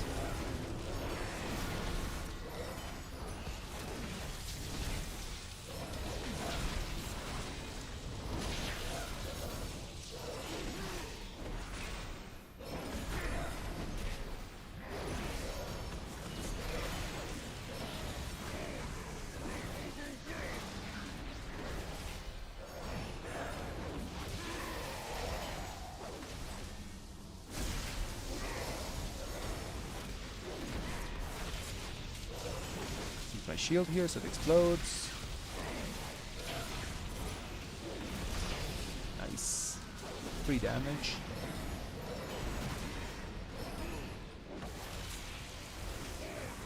It's on me.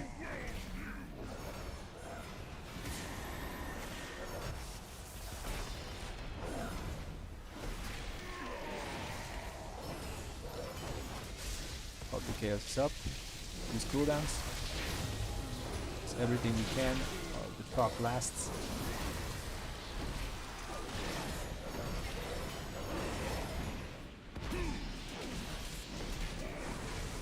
Crap.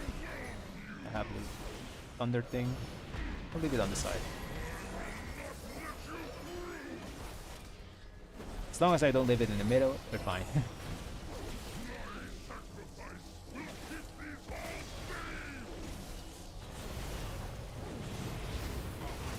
What the hell is killing me?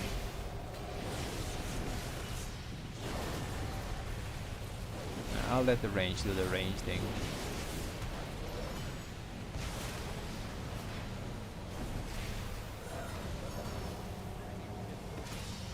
I'll heal a bit because like the balls are killing me. Use my weapon.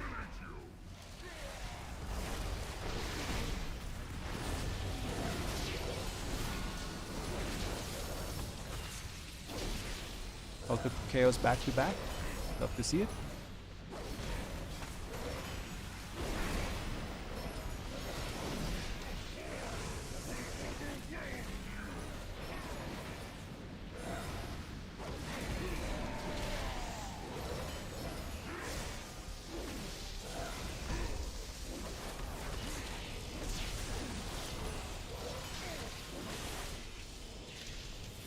Another one.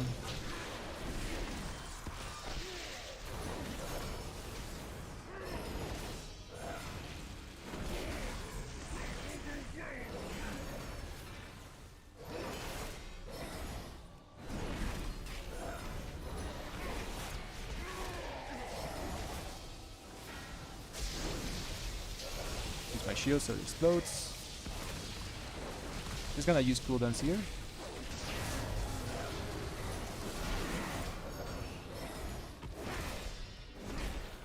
Even though it says like 2%. Kill it, kill it. Ooh, that was risky.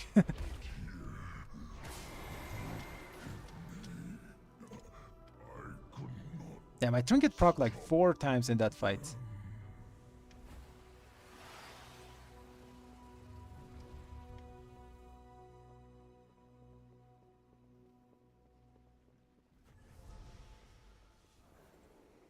He doesn't have SS. I don't know what that is.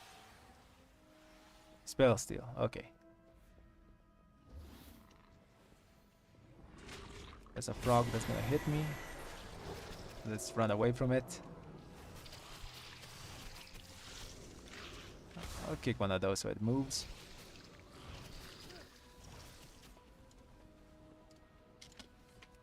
Dispel the poison.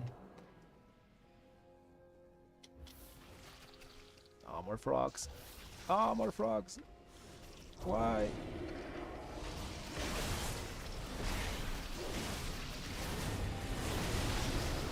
Ah, press the button again. I have to play range here.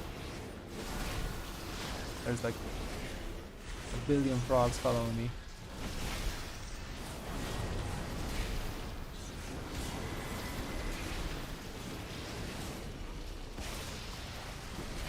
Okay, I'm fine now.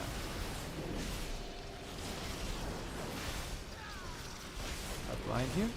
So they move.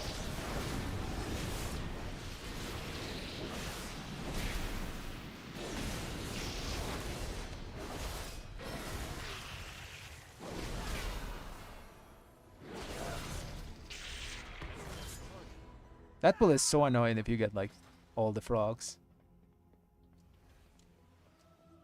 Like I had like 5 frogs follow me all the time. I'll kick the left side.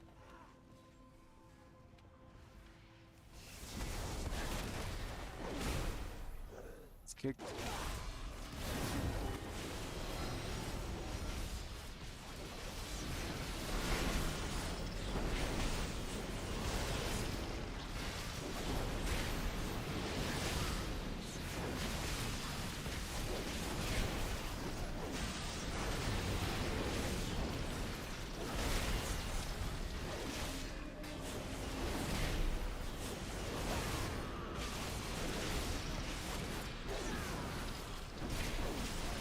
Finish the shock troopers, finish them.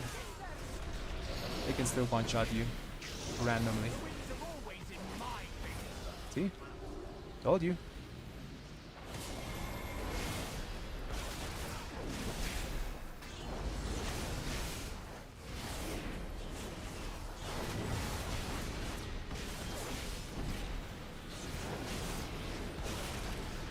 I have weapon, I'll use it. Kinda did funnel there. Because the things were dying.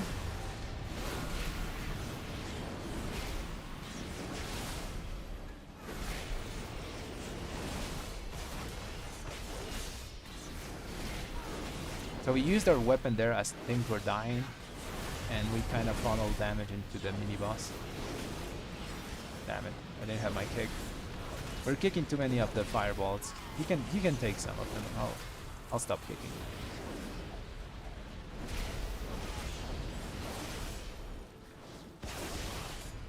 Yeah, he can take fireballs. He doesn't need us to kick so many.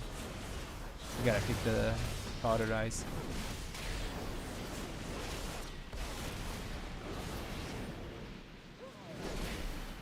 There's a kick. Have it. Now we can kick all the things. Defensive here.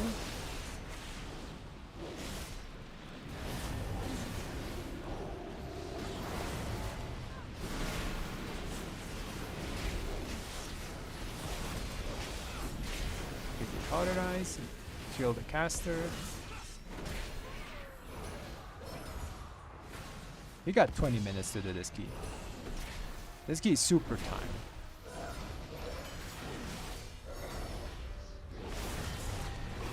Something horribly would have to happen so we don't time this. Also, I have aggro from all those little.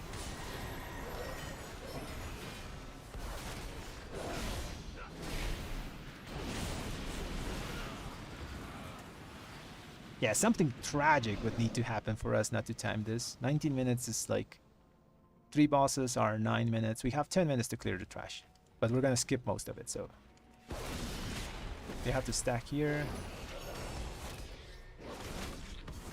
We're just gonna send cooldowns, not gonna be greedy.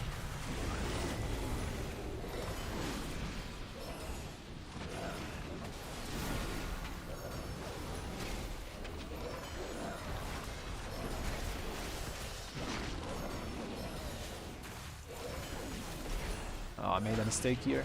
I should have saved my Wake of Ashes to slow the... Oh, never mind, we have Frostmate. Now they're gonna use defensive here.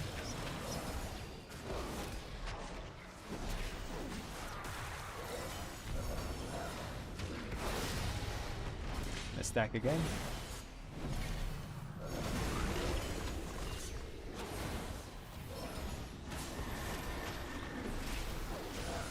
Wake of Ashes. Use my weapon. They pulled the frogs near the big one, so I couldn't like funnel. I wanted the frogs to stay far back. That's fine.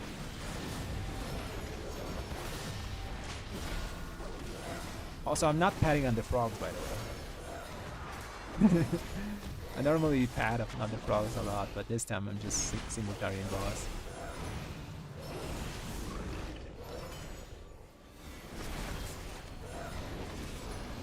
That hurt. That hurt a lot.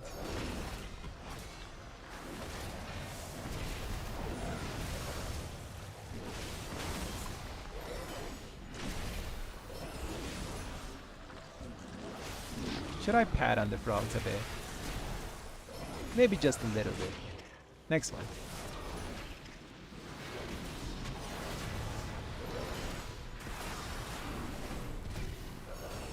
We'll pat on the frogs on this one. Just for fun. Defensive.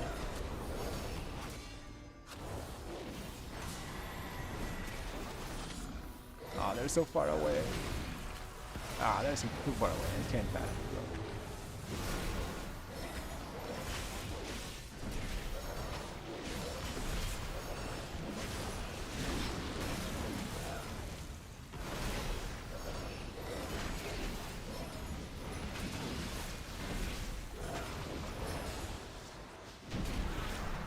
Ah, that Cult of Chaos proc came so late. I think I didn't have a single one. I had 2. I'm gonna stand there. Okay.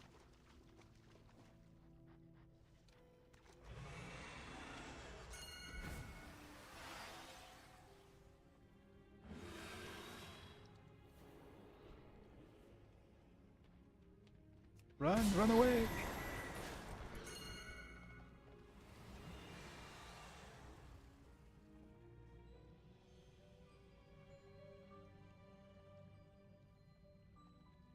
Can he do it? I think he did it. Focus the big Drake.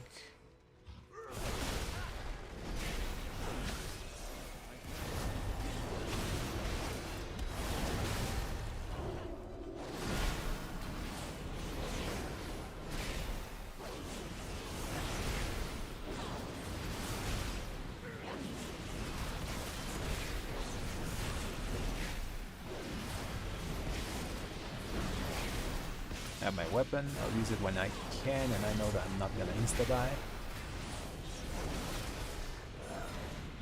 It's a good time to use it. It's gonna hit the dragon.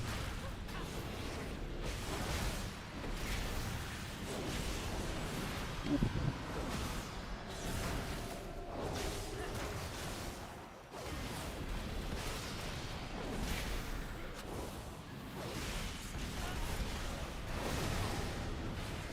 That guy almost killed me. Just finish the mobs. Finish the mobs. Why do people run away and not finish the mobs?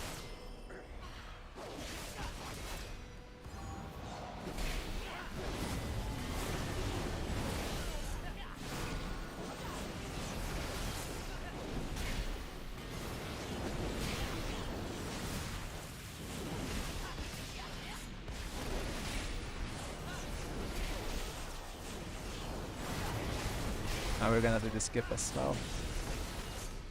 I kinda suck at doing this skip. Hopefully I don't mess it up this time.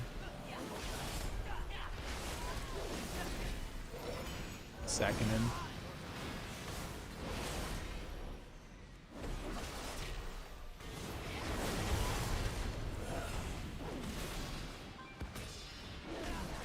Ah, my Cult of Chaos procced again at the end.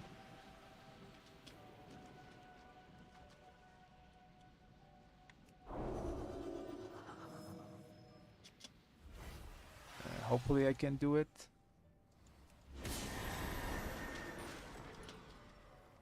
Oh, I made it.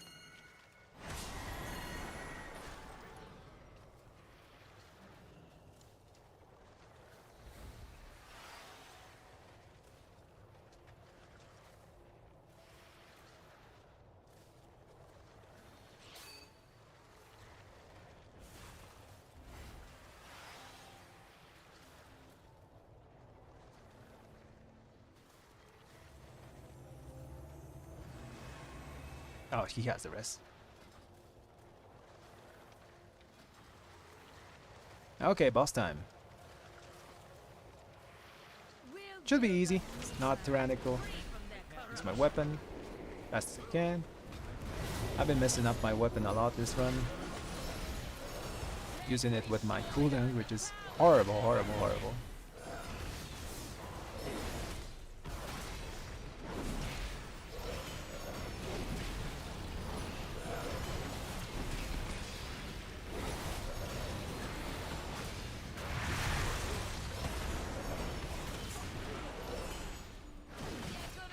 Hopefully no deaths to tornadoes here.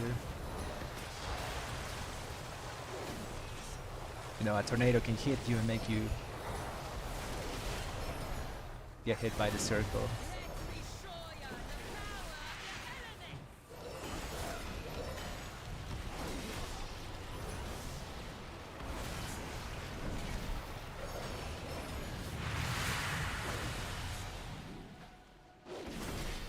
Cooldown's back in 5 seconds. Small defensive. Use darkness.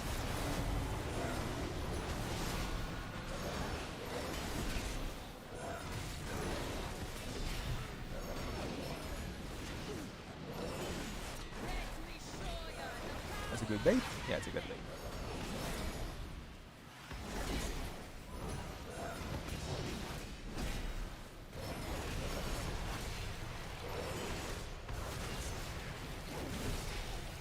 My shield. I want to heal the priest.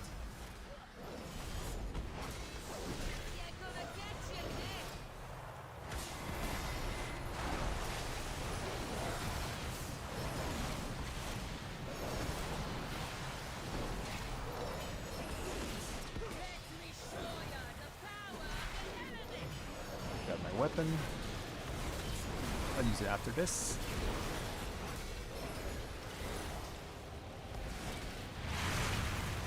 A weapon.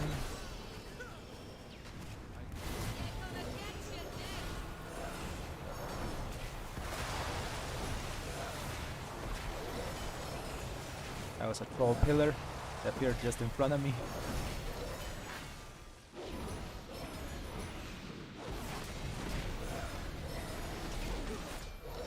Offensive. A Dutch Cyclone. Yeah, 10 minutes. The last boss takes like 5. 4. Nice. Can stop us. Yeah, I think this is pretty doable.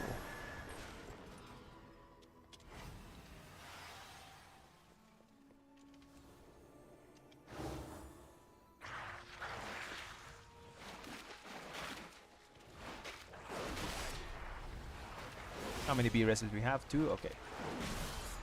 Kick one of those so it moves. Focus the dragon. Close to it.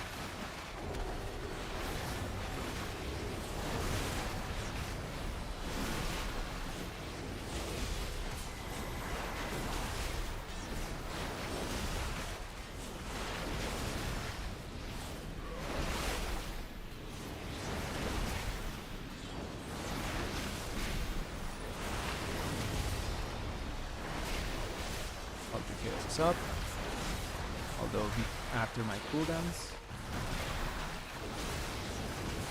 Trigger myself.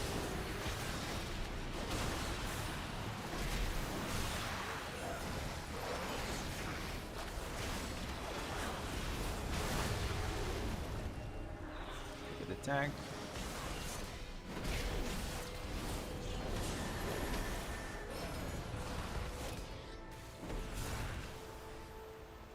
Dragon. That was scary. I gotta res him. Have no choice.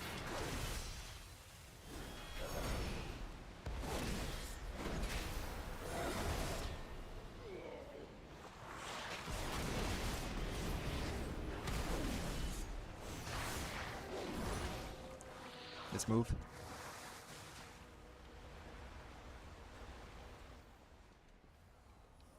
That mistake could cost us the key, maybe.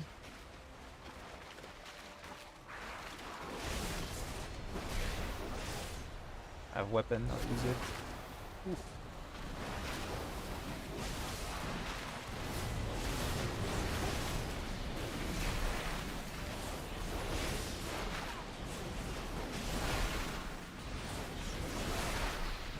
We're still fine, we're still fine.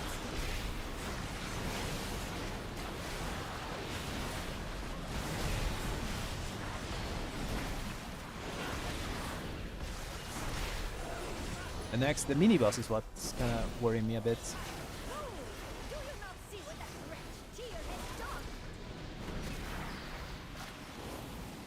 done? Ooh, that hurts. We have no res, we're dead.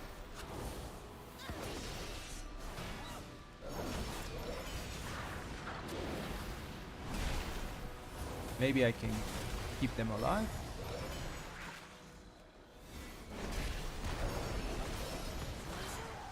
Oh, they can outrange, they can outrange.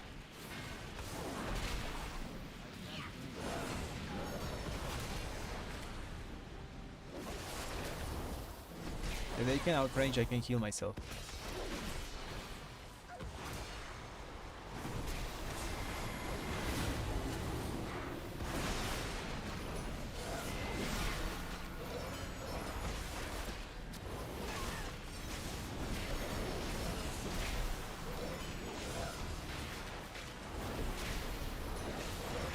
These are the situations where like all the chaos can kill me.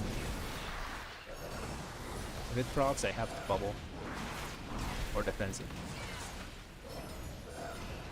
I have defensive.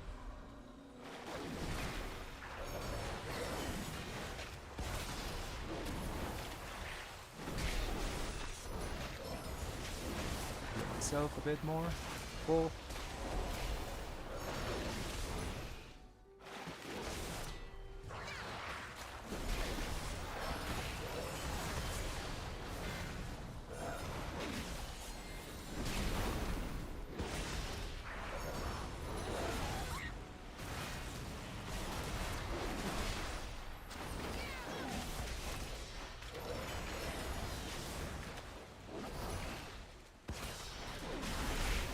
Elemental.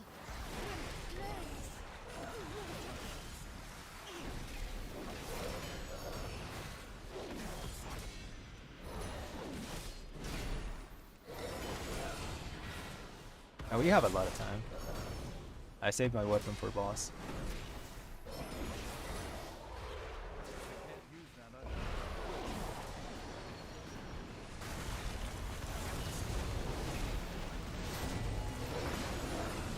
I'm not gonna stand, I'm just gonna do my own thing here.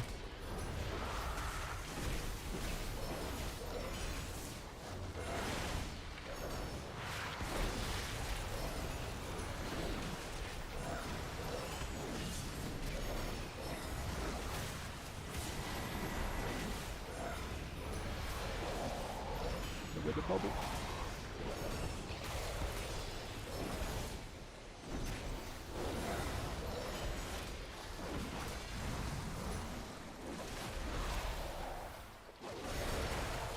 We're gonna go away in 1 second.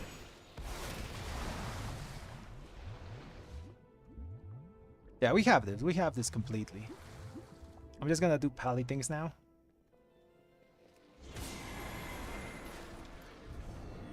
And just run through everything.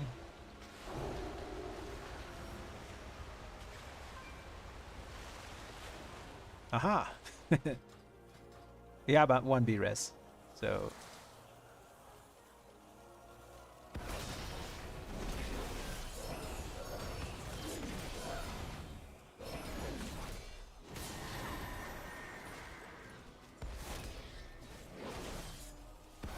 I have a CC. I have to use cooldowns here, right? A blind.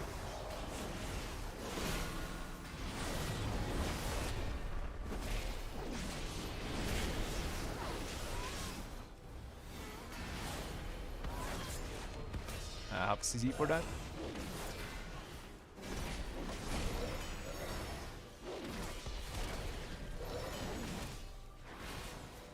Nice. Have my weapon.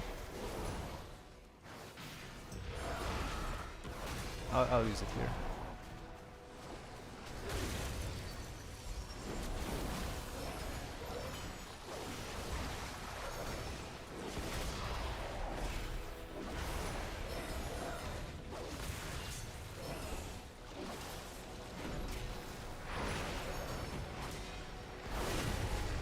My cat is literally attacking my back.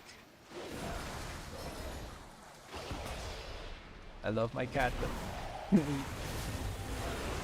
if she jumps in front of the screen, I'm dead.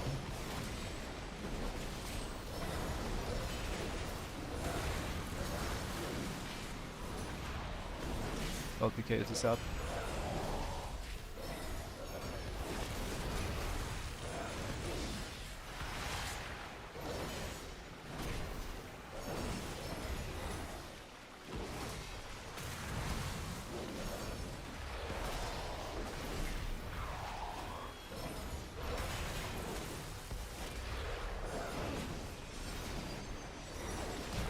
Nice. That was 18 points. Damn. That's a lot of points.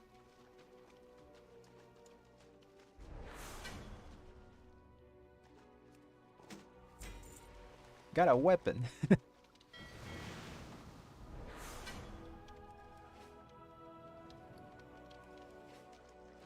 Okay, we didn't do top damage, but we did our job.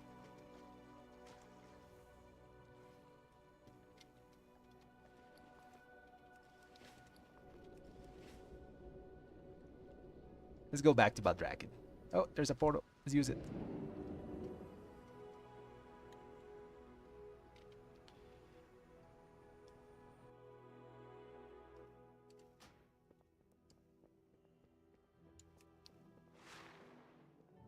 I want to see one thing. Where is my Cultic Chaos proc? Okay, this time it was 25%, but it almost killed me like almost 3 times.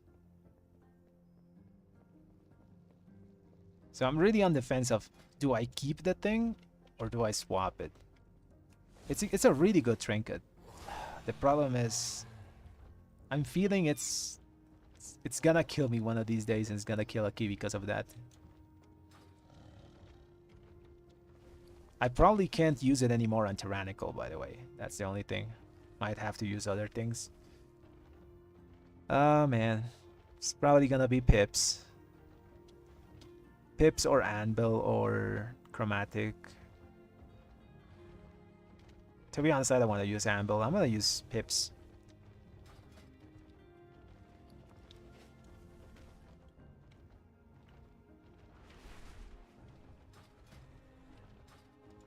How was the other damage? Let's check.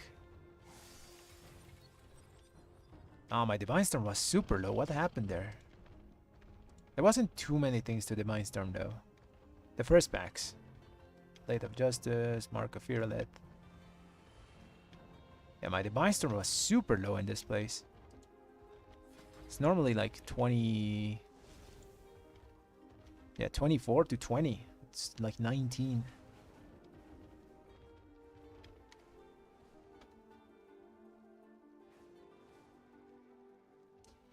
Hey, J-Trap, yeah, I think it's better for overall, but you're gonna lack a lot of boss damage. Also, you might find problems with 4 Holy Power, you know, because Crusading Strikes, sometimes you're just standing there waiting to generate some Holy Power with 4.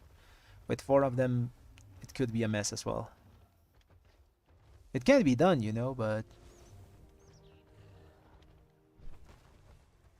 you might run into a lot of like empty globals.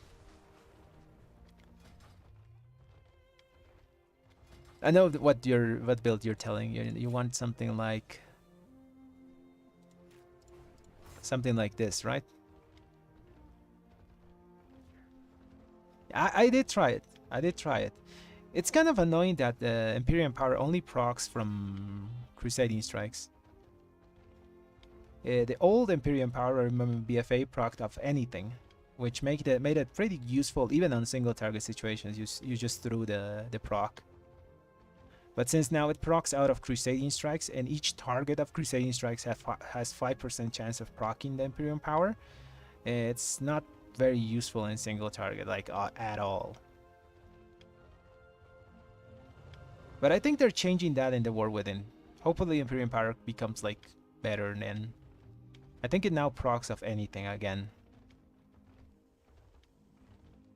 That was a good key. 17 done. Halls of Infusion. What's our 18? What? Not good offensive. Do I try even this? Maybe I do. Let's try to join the 17 now. This stream we got a lot of score. Like we went from 39.97 to 34.18. That's a pretty good jump.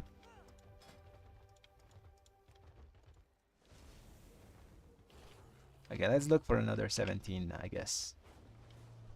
There's Bracken Heights.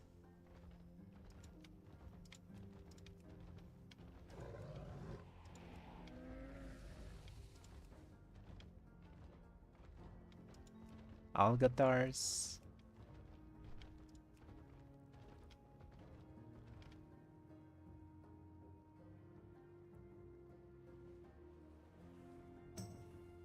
Oh, you take Consecrated Blade out.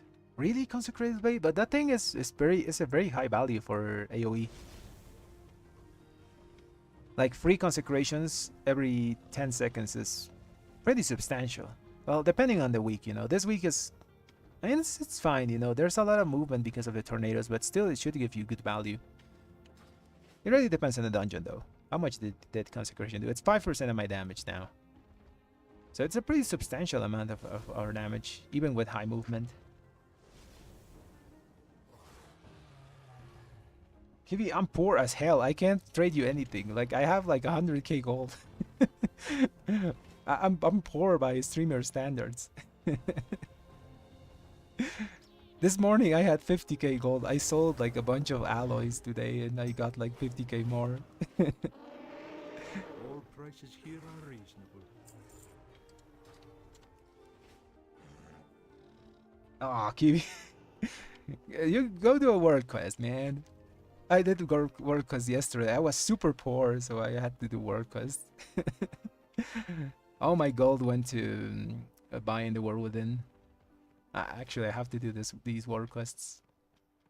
Yeah, they're pretty lucrative. Actually, doing world quests for gold, turn your war mode on, and you can go get like a 10% extra on them. It's pretty useful if you're ever like poor.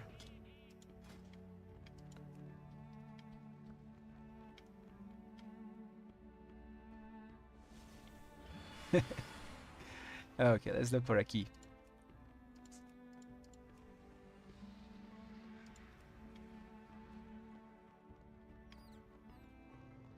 Okay, we literally need no 16s anymore. 16s, we have graduated from 16s. Yep, no 16s anymore. Now the problem is getting into keys because at 17 we're competing with the like meta people, you know. And red is not meta. It's close, but it's a pretty decent class, but it's not close. It's not meta. We bring a lot of things to the table, but like Shadow Priest brings like overwhelming damage. I don't know what Mage brings, like prio damage for the most part.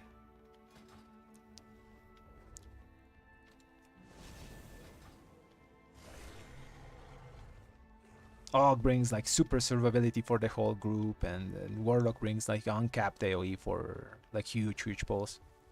So it's hard to compete with those classes. We do a lot of that's the same things that they do, you know.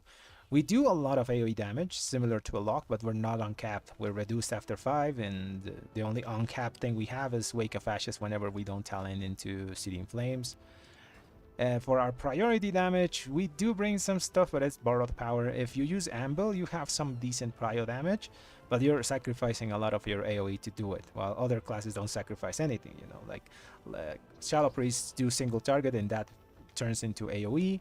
Fire Mage the same thing with Ignite, so they don't really sacrifice anything to do AoE, while we do sacrifice a lot of stats.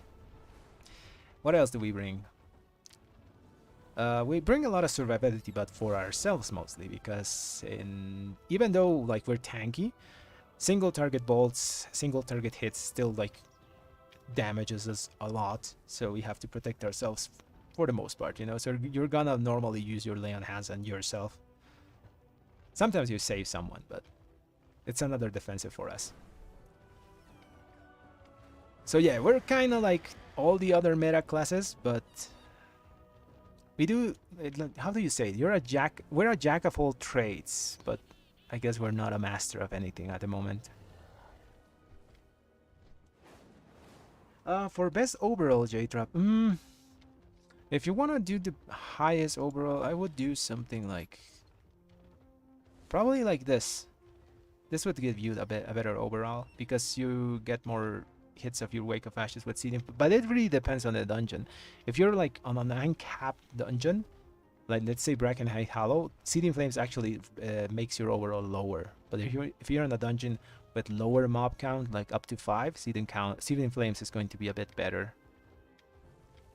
Sometimes I've done something like this for overall, because this extends the duration of my Final Reckoning, gives me more burst. But if you're trying to do like overall damage, then you should sim for like, what you call it? Like 6 target, 4 minutes and something like that. And that should give you like a very AoE-ish build.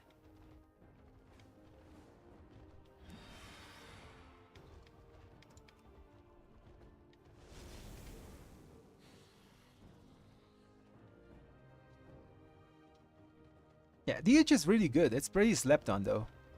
The problem with DH is that there's DH Hunter Tank. That's the problem. Demon Hunter Tank takes the place of Havoc Demon Hunter in most keys, because you don't want to have the same the two of the same in the group. So yeah, that's why not many people are playing DH on the high keys and stuff.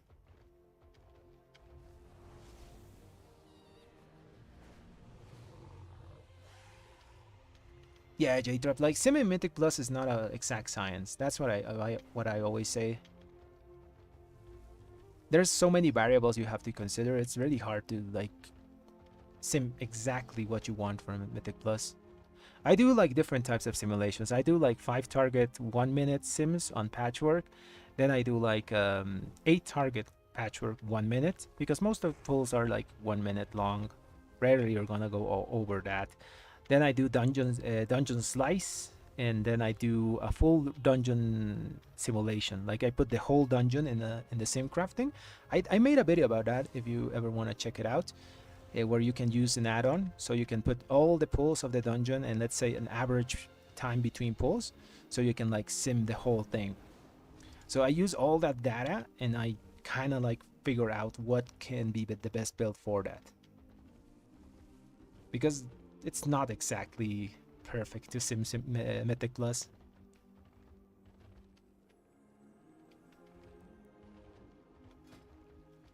Gotta use a lot of points of view. For example, the simulation tells me that like Anvil is the best thing that I can get, and it's gonna give you like 9k DPS more. I have doubts because the types of pulls these tanks are doing, Anvil is not gonna give me that damage because they're so AOE focused that the lack of stats and AOE power of that trinket is probably going to be lower in value than what the simulation tells me. So I'd rather just use stats because those are like the stats don't lie, you know. Stats are gonna do their job no matter what type of situation.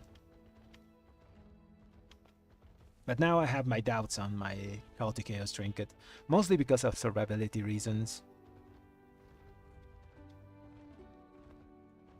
It's a good trinket for damage. Thing is, it might kill me one of these days.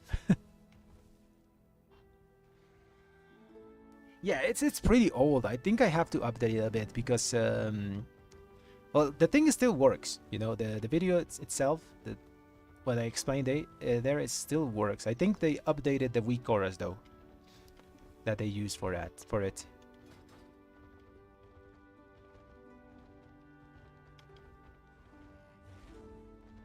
It's pretty useful, you know, to give you an idea of old dungeon simulations. Let's try to keep joining stuff. Azure bolts? Nah, they probably want a mage or something like that. Doesn't hurt to try. Doesn't hurt to try to join. Damn, we only need 17s now. That's gonna be so hard to join in pugs. Competing with the other like meta specs is rough.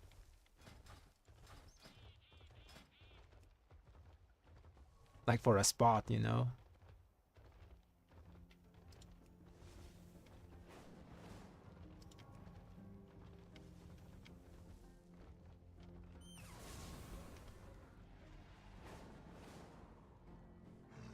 Yeah, Lariat is bad because it scales badly. That's the only problem. The amount of stats it gives you is very low compared to other embellishments. Like for example, the Blue Silk and Linen gives you 1000 mastery, technically 100% of the time if you never take damage, which is not real, you know. The correct assessment would be like 60 to 70% of the time you have your Blue Silk and Linen. So in reality, it gives you between 600 and 700 mastery, which is a lot higher than the Lariat, which gives you around 800 stats every 12 for 12 seconds at a, I think it's a 30% uptime.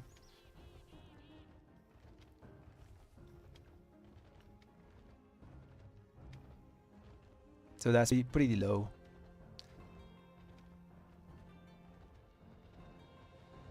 I like to use the Blue Silk and Linen plus Frostfire because Frostfire has also a pretty high uptime. How much was it in this one? Where is my legs? So it's 26% uptime on around, on average I hit like 5 targets. So it's like 3000 haste on 25% average uptime, which is pretty good, pretty good.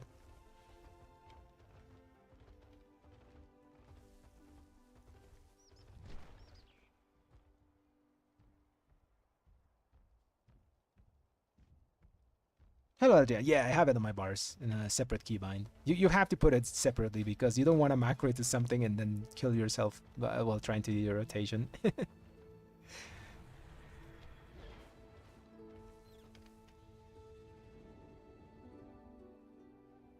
Yeah, I think that would be the play, J-Trap. I don't want to go into double Blue Silk and Linen because then if I take too much damage in a key, it's gonna like not have value. Let's see how much it had here. It had only 50% value.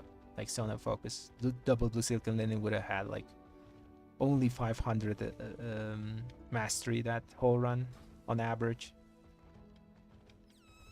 So having like 1 in 1 makes it so at least one of them is having like full value. To be honest, I think the bracers are actually good. Like the bracers give you 130 versatility per person in your group. So it's 130 times 4. That's 520 versatility that the bracers give you, the companionship ones. Where is my bracers? These things. So this one is 476 item level, but at max, it does give a pretty chunky amount of burst, and it's 100% of the time. That's the good thing.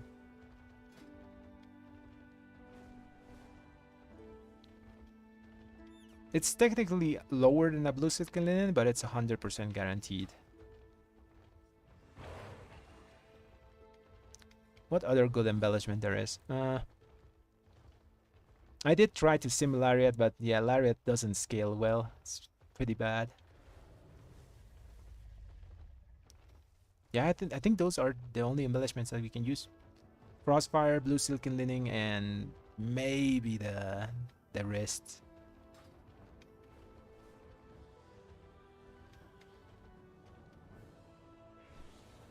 Leg enchants? No, I'm using the same one. Everyone. It's the strength stamina ones.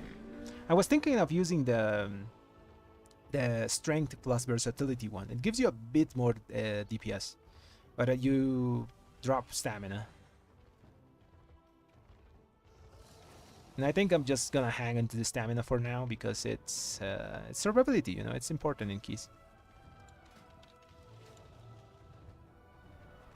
Okay, these guys need B-res, but it's a 16. Damn it. If we put 18, what do we see? There's only this. Azure Bolts? Double red? No, it's Emerald Dream. Damn it. I can't join Emerald Dream because it's Oceania. It doesn't knock good. Let's try to join the knock good.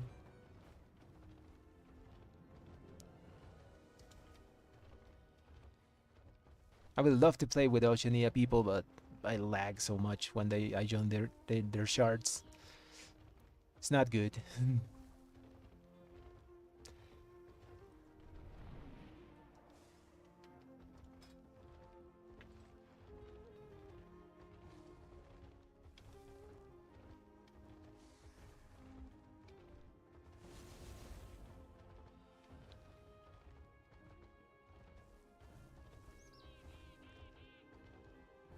It's been a while since we've gotten some points on stream. Our last like 2 streams were pretty ineffective in trying to get score. I think we got like 3 points in one of them, and then that was it.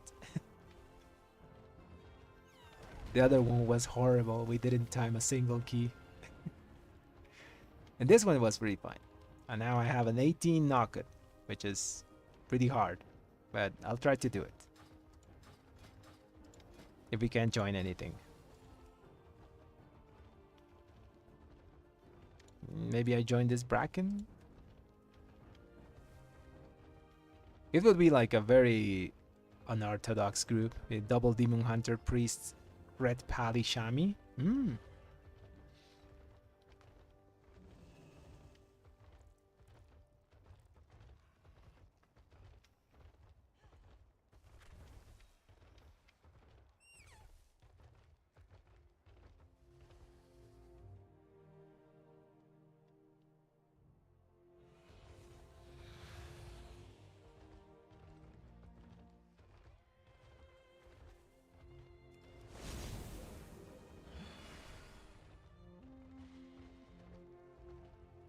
Yeah, I'm thinking I'm just gonna swap this for pips.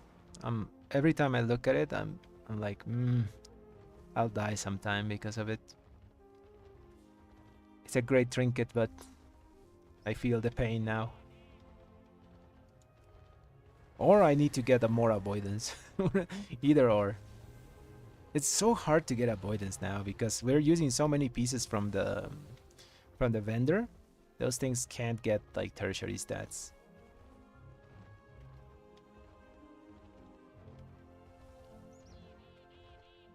The only slots I have opened for tertiaries are my belt.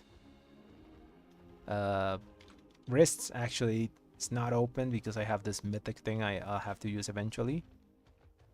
Cloak, yeah. Belt, cloak.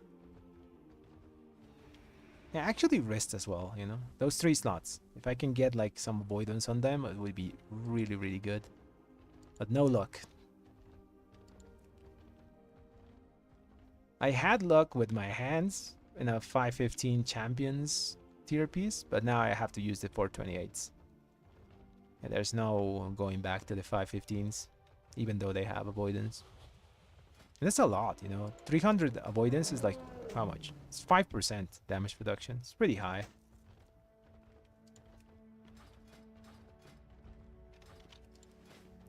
Let's see if there's anything in the group finder. It's only 16s. We no longer need 16s. There's an Uldaman 17. Maybe we get in.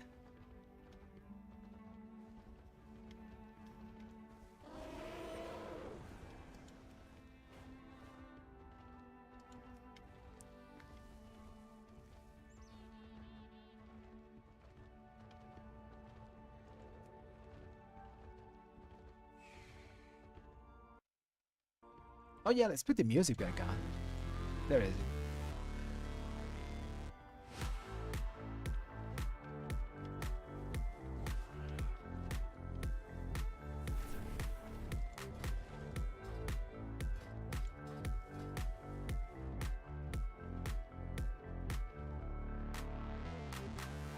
I like how my stats are so uniform. It's 37, 36, 37, 30.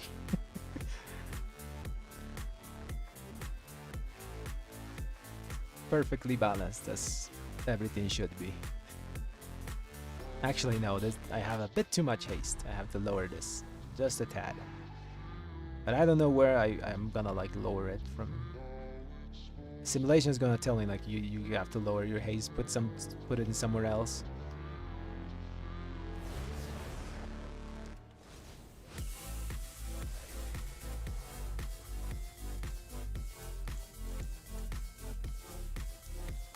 This is not good.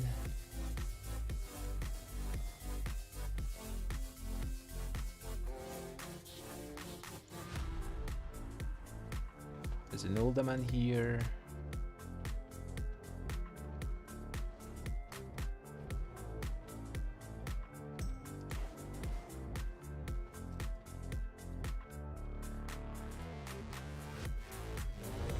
Nice, we got into the Uldaman.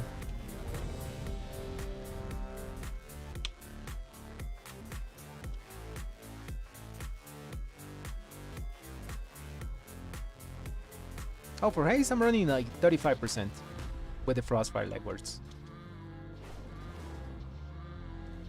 When I hit 5 things with the Frostfire Legwards, I get like 20% haste on top. So it's basically like having like free drums every pull.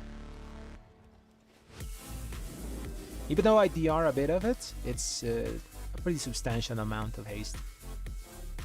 So that's why it's worth it. I always recommend getting like 35% haste to almost everyone, because that's where the simulation starts telling you to start branching onto other stats. Also makes the build work really fine, you know, with Crusading Strikes and all those things.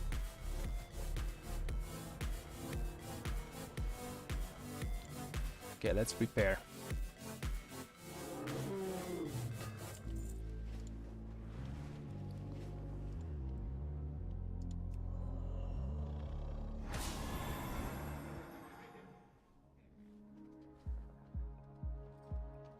Urbex, thanks man. Yeah, we just got this stream to 3400 and beyond. 3418.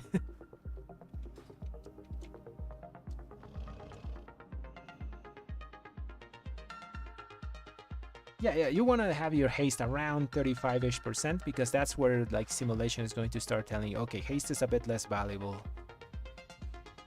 So start getting other stats. After that, it's really good to get some burst, because burst is just good for our external damage sources, and since we have the axe, that's a lot of extra damage from an external source.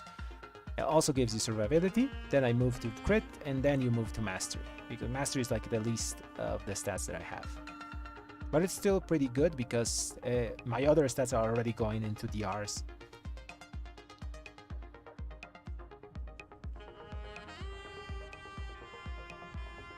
No problem, J-Trot. I'm glad to help.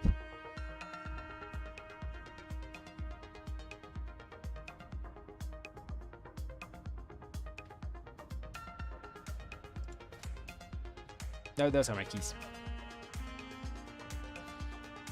I've been going like doing all 14s, then all 15s, then all 16s. Now we're trying to do all 17s, which is a lot harder than than before, because this is the point where the group finder, you're gonna find like 2 keys, maybe 3 of them up. And that's also super hard to get into these, competing with the Shadow Priests, Mages, and Locks, and Augmentations.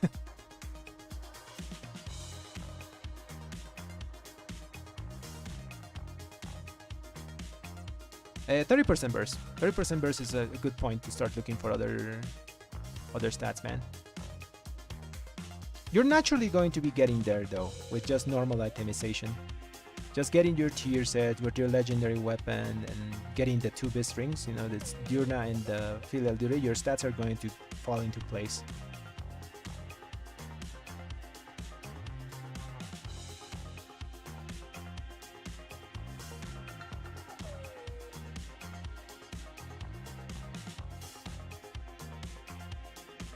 Ah, thanks, Orbex. Okay, it says don't attack pull, don't attack pull, don't attack pull. Okay, I don't understand that. It's a weird copy pasta, this guy, but I'm guessing he doesn't want us to pull while he's pulling. I'll just follow him. I don't stream on Twitch. I used to do restreams on both places, but restream kind of lowers the quality of your stream for whatever reason, so I stopped doing that. I do want to stream on Twitch though, but for now I'm on YouTube. Yeah, 31 is a bit too highish. Go move a bit of that to crit, like 1%. Like, we're not attacking anything, we're just chilling here. We're gonna kick the chain lightning guys though. Chain lightning.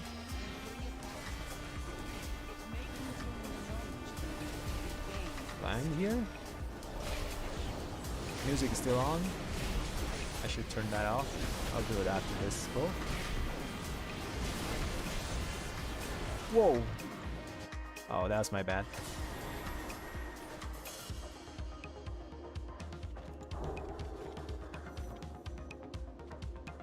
I didn't see the...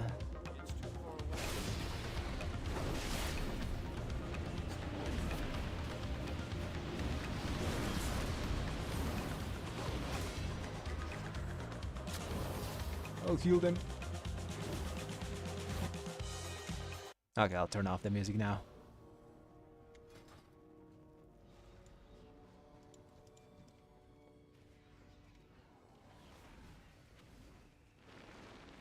Now we're doing like the small pulls.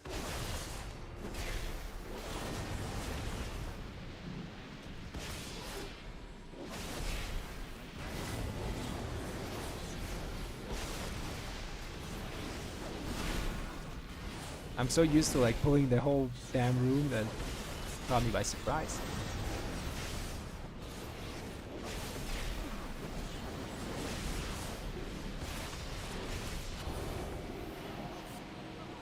What the hell killed me? Chain lightning. Okay.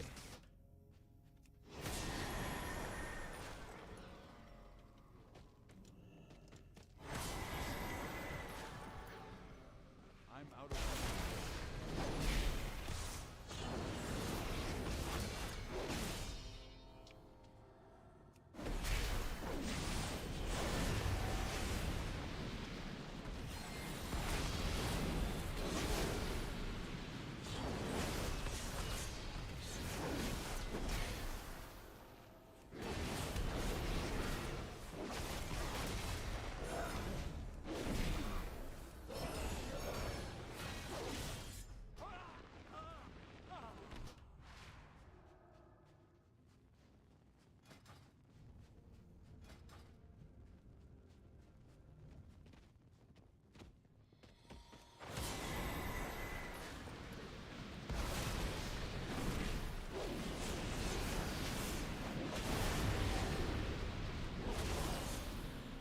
Stupid tornadoes killing me.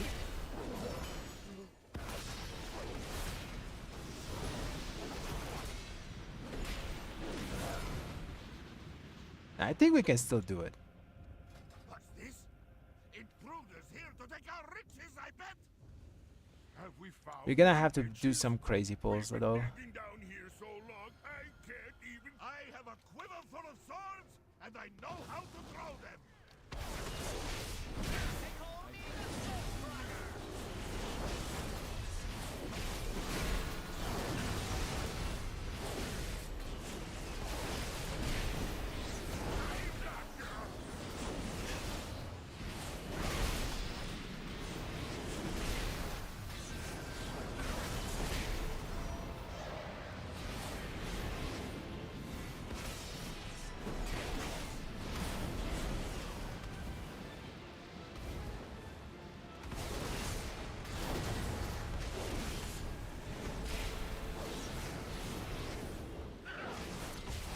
Can I use my weapon somewhere? I also don't want to get cleaved. I'll do it after the cleave.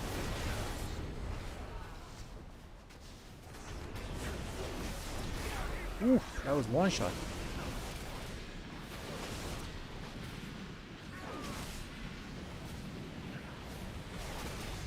Trying to get a res there, kill those tornadoes is...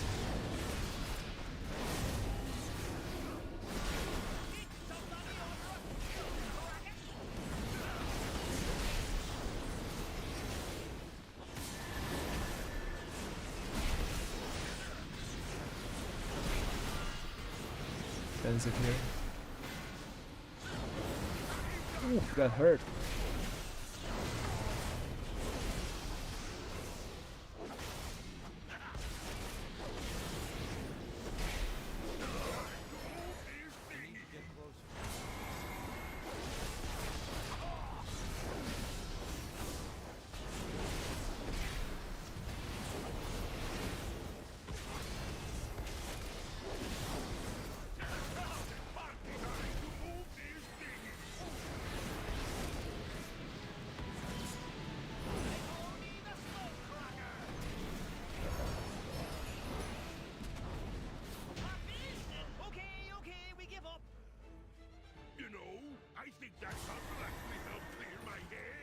Yeah, he got hit by like a one shot, 1.5 million damage. Insta death of the Shadow Priest. I'll watch the Basilisk. And I'm having some troubles up lane.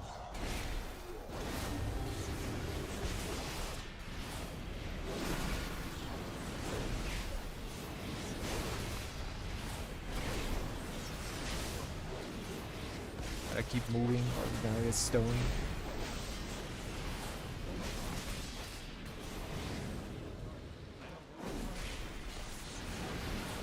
I want to use my weapon, but I think if I stop, that's the chain lightning. Oh, we can use this thing. Oh, it's not there.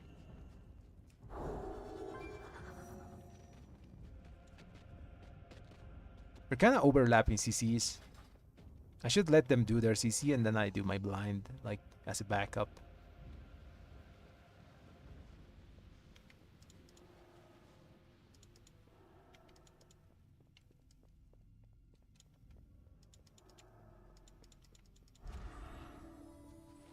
It's too far away.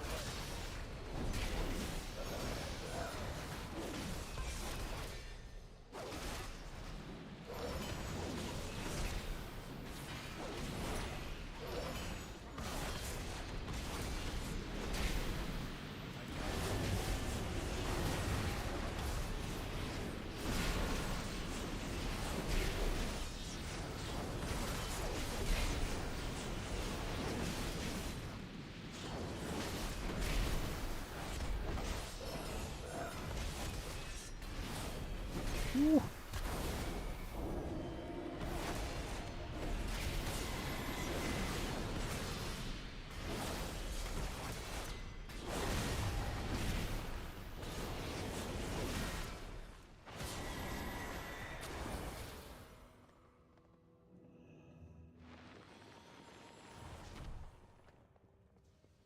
Yeah, I think this one is cooked.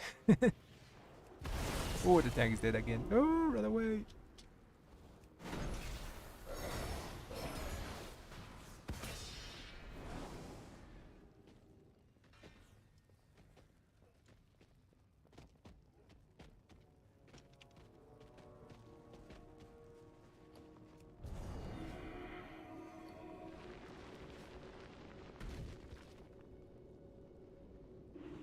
Okay, it's GG's. Everyone's leaving.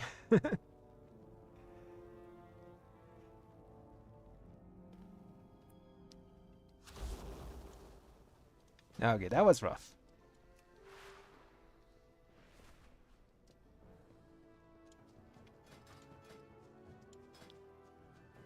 I messed up a lot at the start there.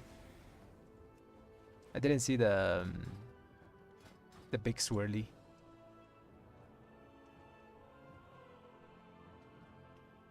Okay, there's only one Alcatar Academy, and that's pretty much it.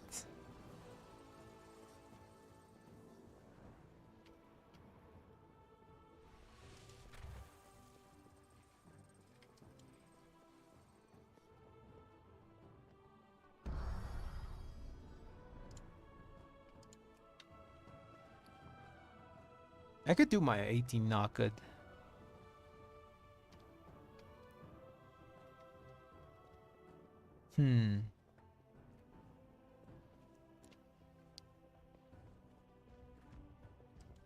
If I join this guy, maybe double red mage. Let's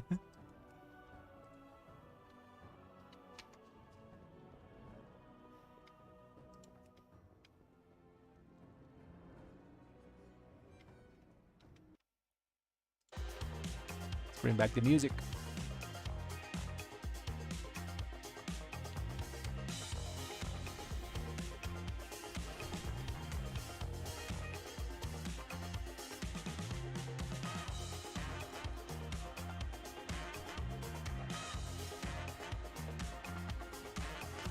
Okay, there's only 117 in the whole group finder in the whole region, which is kind of annoying. Now what do we join? Guess we do our own key? I don't think we can do an 18 though. I'm pretty sure I'm gonna get one-shotted by some random thing here. There's a lot of like single target hits in this place. Let me check the MDT. What can kill me and knock it? So in the first area, we can get shot by the archers. The second area we can get... Okay, the shots are unavoidable, but plate armor should make us survive that. Okay, second area. No, actually, this is not the first area. This is the first area. So, okay, shot by archers. The storm area, what can kill us? Mostly if we don't kick, we die. That's pretty much it. Oh yeah, there's frontals. And the big Kodo thing. Where's the Kodo? Which one of these is the unavoidable one? The chain lightning, I think. Yeah, I think this can one-shot us on 18. We need heavy defensive for that.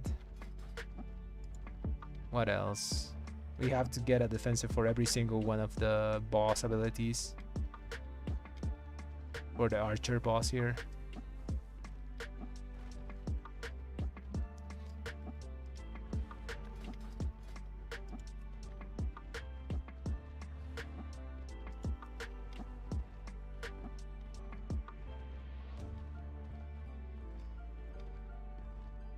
Let's try it. Let's try it. Let's try the 18.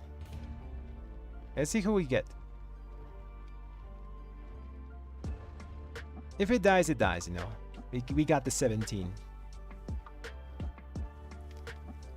Now the thing is, who do we bring to this?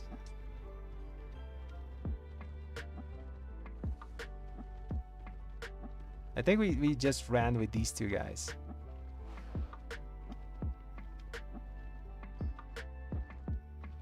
Yeah, I think we just ran with this mage and this demon hunter, so yeah, might as well bring him back.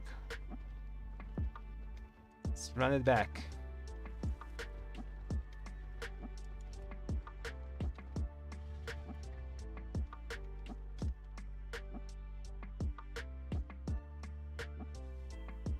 We probably need a lock for this, for big AoE.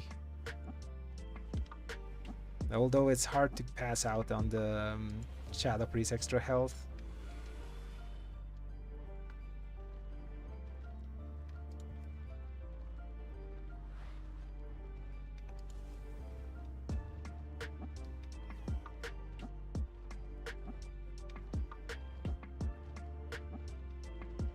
Okay, so we have options. We can pick Og or Shallow Priest. Either or is good. We need survivability mostly.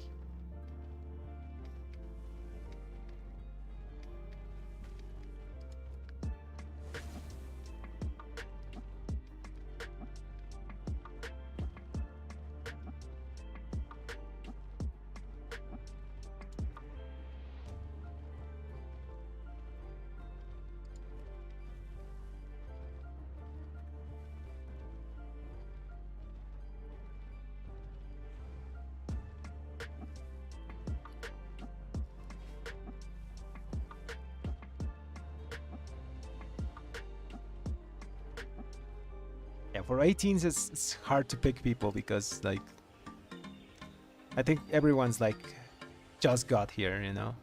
There's not many people that have done 18s.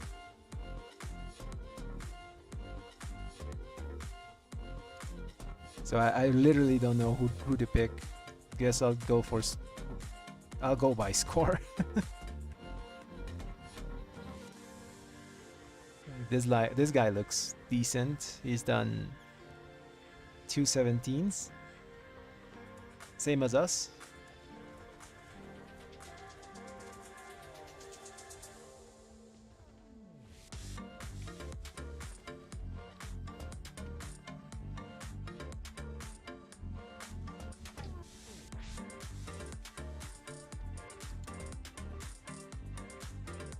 Like the people that are doing 18s and stuff are mostly doing them in teams and stuff.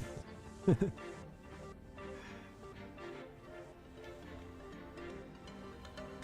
think we reached the upper limit of what's puggable. So let's get this druid.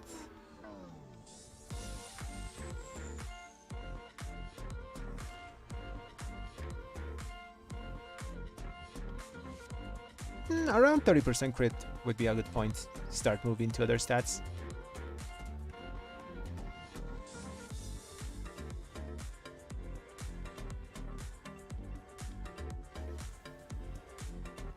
Although the simulation is going to keep telling you to get a lot of crit because our weapon skills would crit as well. So I just went until I filled almost all the crit until DRs, and then it started telling me to get some mastery.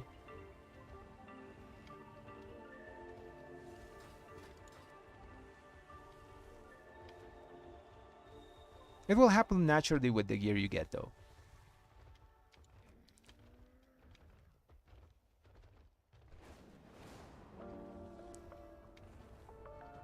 How do you get 24% avoidance? That guy had 24% avoidance. And I should have picked him.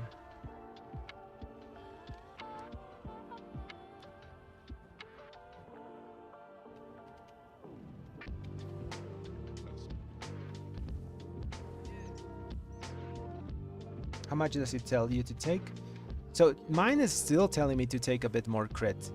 But when I take more crit, it starts telling me to get mastery. So I think I'm at the limit.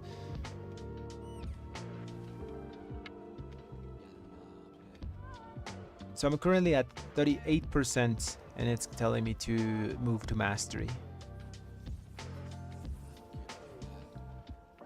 But I really recommend to sim for yourself because it really depends on the gear you have. The value of crit will depend also on what trinkets you're using. If you're using external damage trinkets and all those things, it gets more value. If you're using stats, mastery will get more value. For me, mastery is a bit higher now because I'm using purely stats for the most part. The only external power is my legendary and my ring.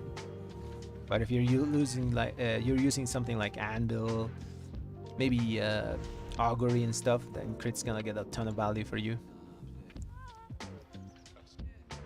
I think I take this Shadow Priest.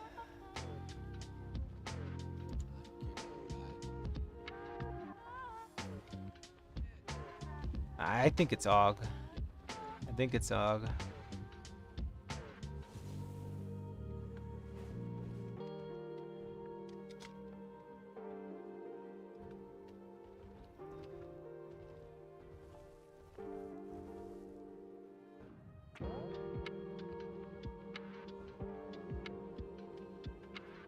Dazzler. Unfortunate, man.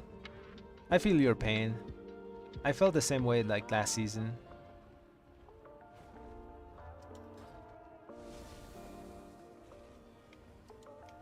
So annoying to not be able to get the thing to drop.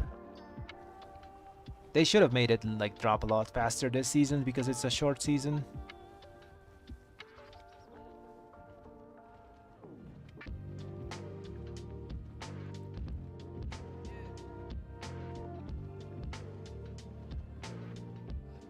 I think I can live the bosses.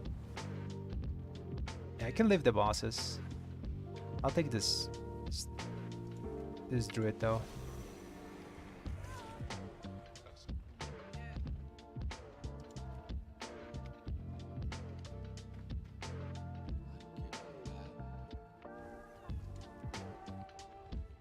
Oh, that's Tyvone. I know this guy. He got kicked from an older man. I don't know why, but I know this name. He'll do fine. Yeah, Dazzler. I do remember. We talked about the axe. I think we talk about the axe every stream though. Every red is having problems this season to get in it. It was meant to be a fun season, but Blizzard didn't want to make it easier to get. They should have put the axe on the vendor.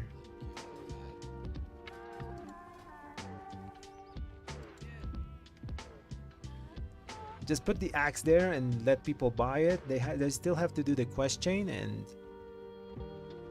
and just let them play. Because playing red without the axe at this point is like super. Like you're super far behind in damage. It's like 8% of your overall.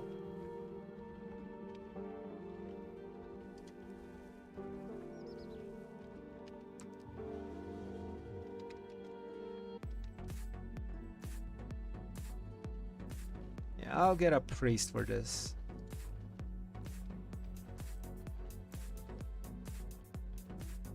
I need a good priest though.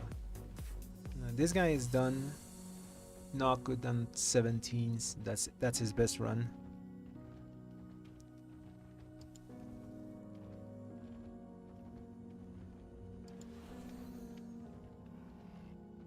I do want the priest thing. The priest health buff. I could take double red. One could use a Devo aura, but I don't know. The Shallow Priest damage is just too stupid to not take it.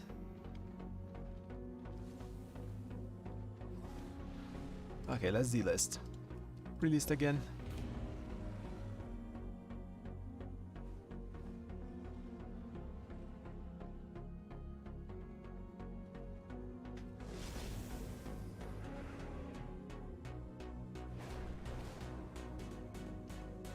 I know, Dazna.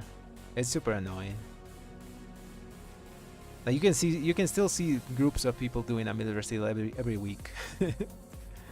It's full of warriors, DKs, and pallies. That Shadow Priest. And that looks good.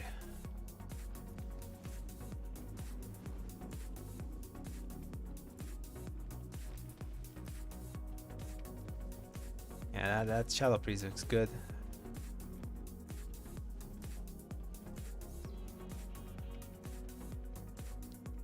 This one has done an 18 though. 18 Azure Bolts.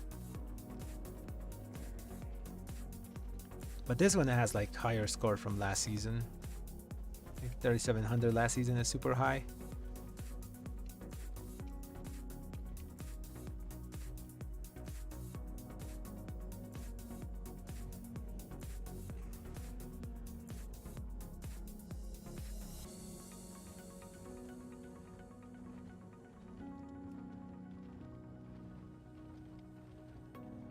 Nah, this guy has a good name. It's Rasta Pasta.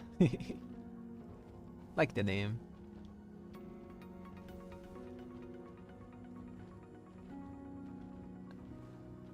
Okay, it's either of these priests. I think I take the higher item level one. Just because maybe that stamina will help him survive stuff.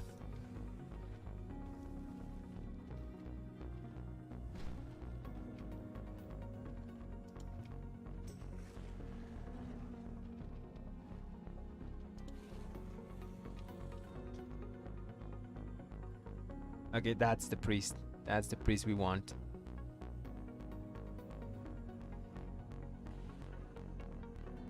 Or this one. No, I trust in this one.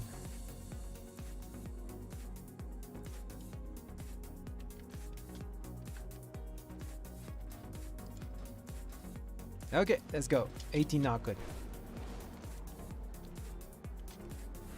I think this is gonna be the last key of the day, even if we don't time it, so it might be a short one. I'm kind of nervous. I haven't put a foot into an 18. Like I haven't gone into an 18 and this whole season. It's just super new, so I don't know what to expect too much. Would be nice to at least see how much damage we take, you know, to be prepared for the next ones or for the 17.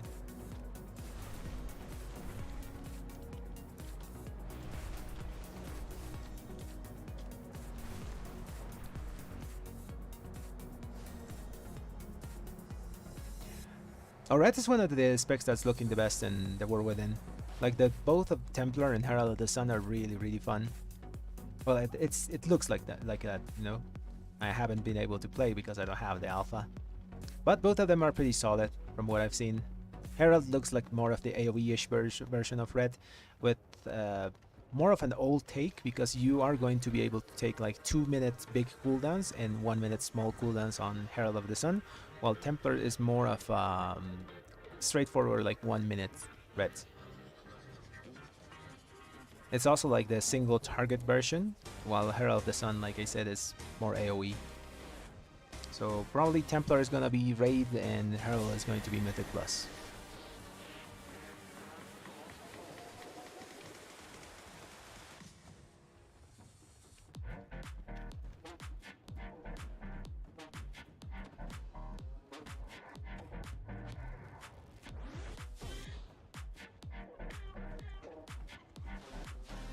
Okay, let's go in.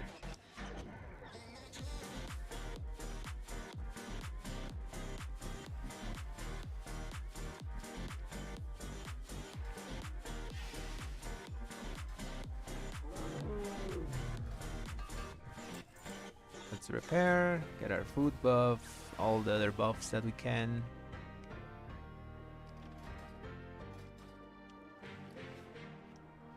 Yeah, this one is kind of annoying. There's some unavoidable damage that we're going to be taking, and hopefully we can survive it all.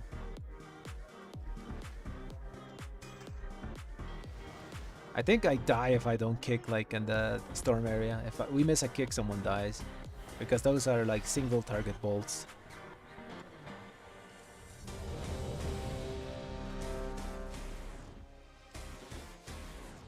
Okay, let's turn off the music. Do I go just full AoE? Like, full Executioner's Will? I think I will. I'll do this. I'll go full AoE for this one.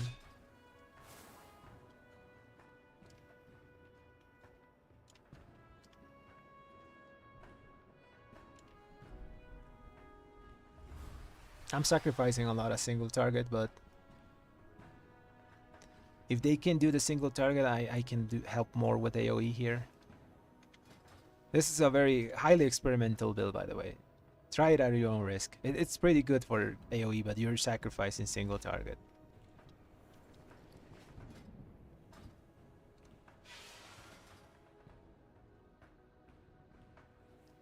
Okay, this is the build I'm gonna use for this one. It's more AoE focused, but like I said, sacrifices a lot of single target for it.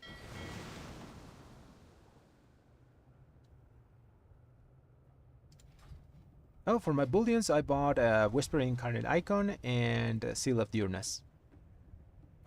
I still have my other bullion here. I don't know what to buy with it. Oh yeah, and my legendary, obviously. I got the Cultic Chaos from a drop, but I was gonna buy that. Luckily I got it without a bullion. Okay, let's do another red check.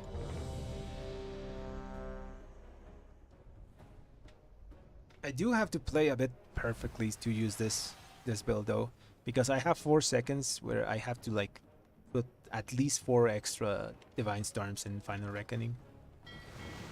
Okay, here goes nothing.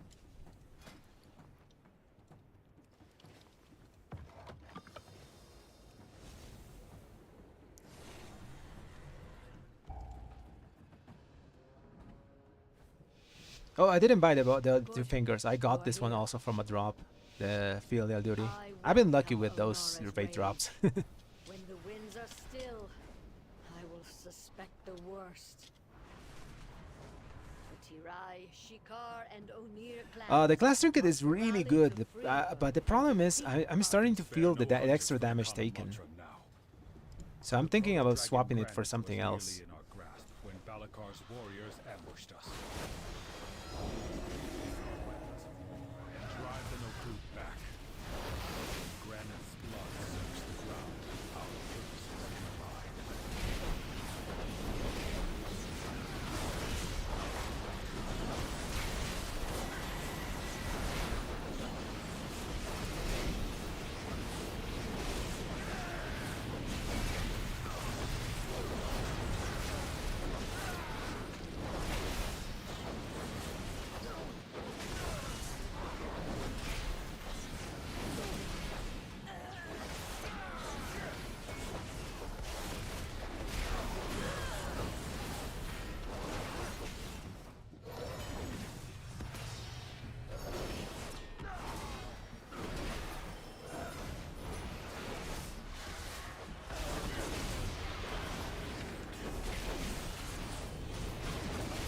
Ooh, blind.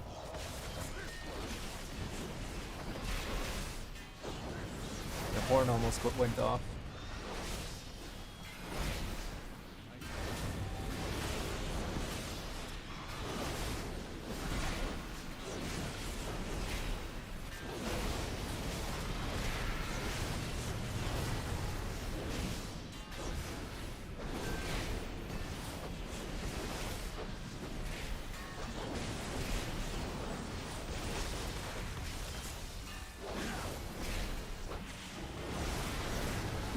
Turn it around.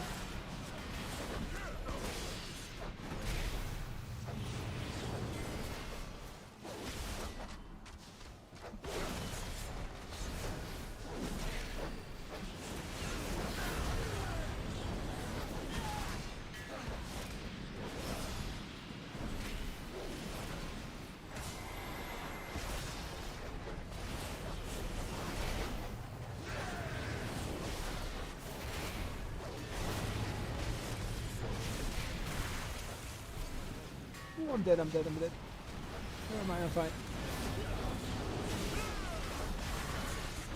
Well done. Keep retaking the weapons. 2 more remain.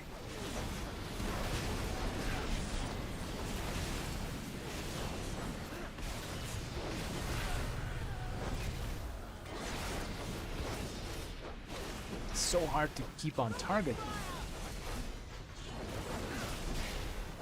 Damn tornadoes.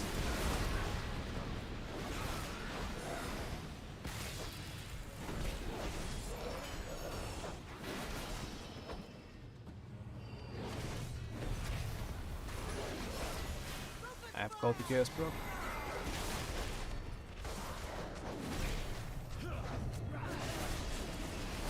I have my kick. I have my kick.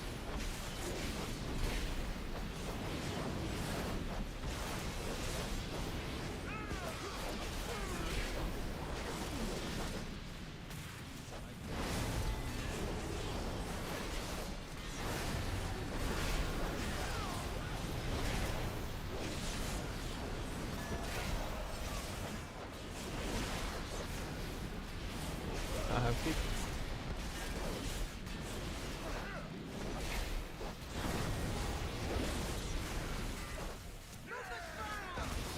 Ooh, he dead.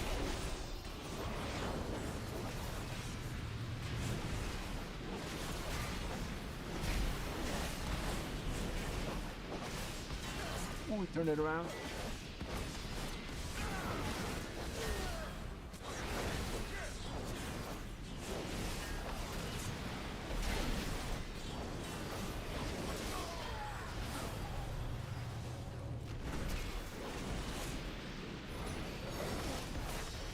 those weren't horrible.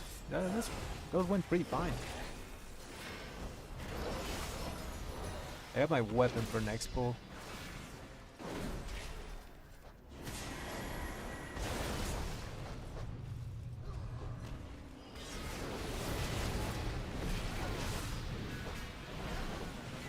Weapon.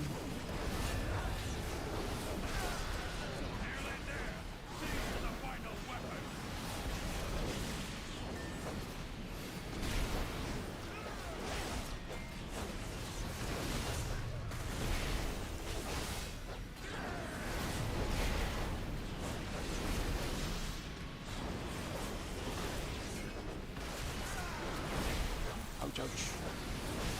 Getting hit by frontals there.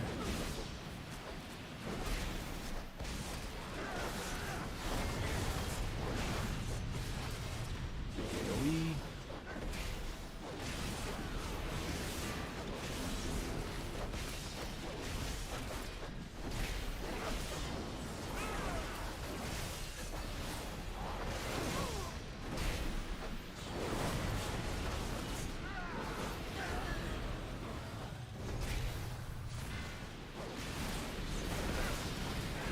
I think we need to do one more pull after this one.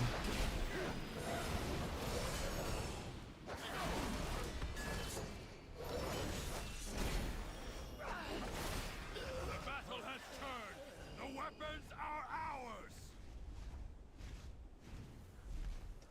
ours. Yeah, I normally try to do it, but I kind of forgot to do it this one.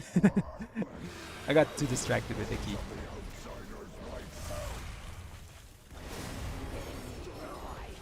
Oh, my consecration is gonna. So they're gonna like do the roots on the thing, so we don't have to kill it on the the little ad thingy.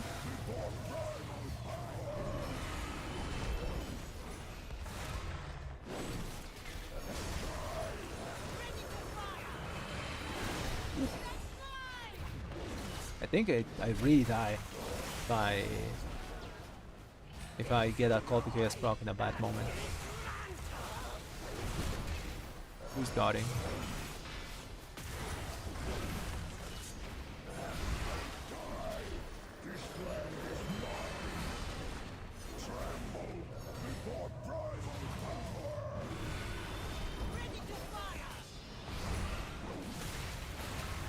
Where's the ad? Where's the ad?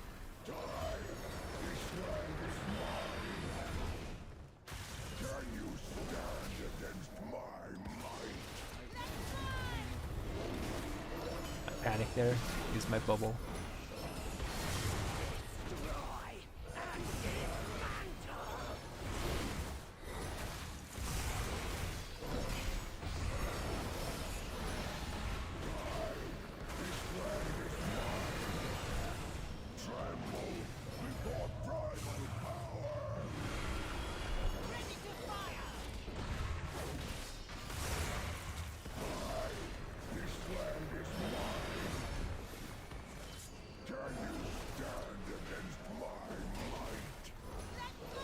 I think we're dead. No, we're alive. That eruption was super close. So what they're doing is they're just rooting the ads, so we don't have to deal with them. The druid is going to take like mass root plus normal root.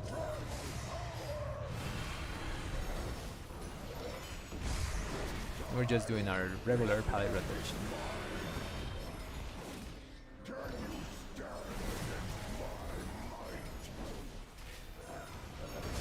Oh, what happened? Oh, we didn't get the last ad. Damn. Oh, someone dotted the ad. Was a good try.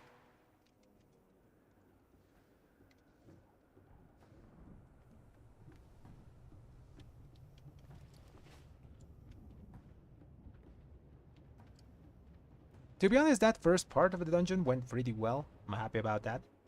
I wish I would have seen more of the dungeon though. I wanted to at least get to the second part of the dungeon, you know, the storm part.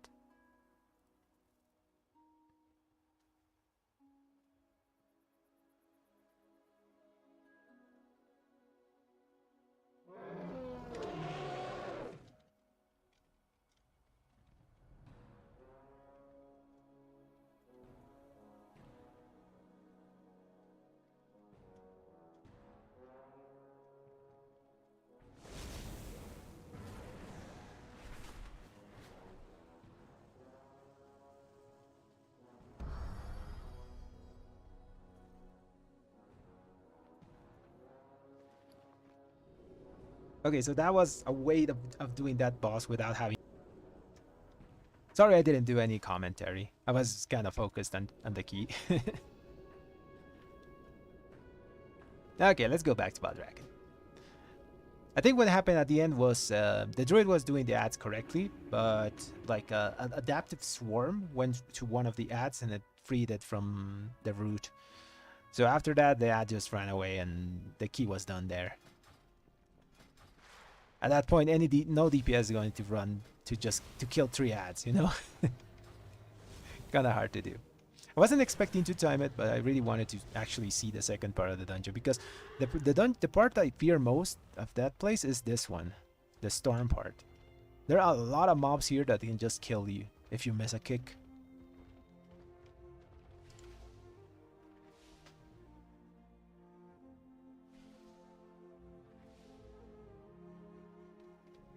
Ah, J-Trap. I normally do. I normally do talk a lot on keys. I just kind of focused a lot on that one. I was damaged though. It was fine. I was close to them. So this build is pretty good for AoE. Single target it was lacking though. It's kind of experimental. If you try it, you have to at least get 4 extra Divine Storms in those 4 seconds of execution as well. If not, it's not worth it. It's better to just go like this. Let's go back to the basic one.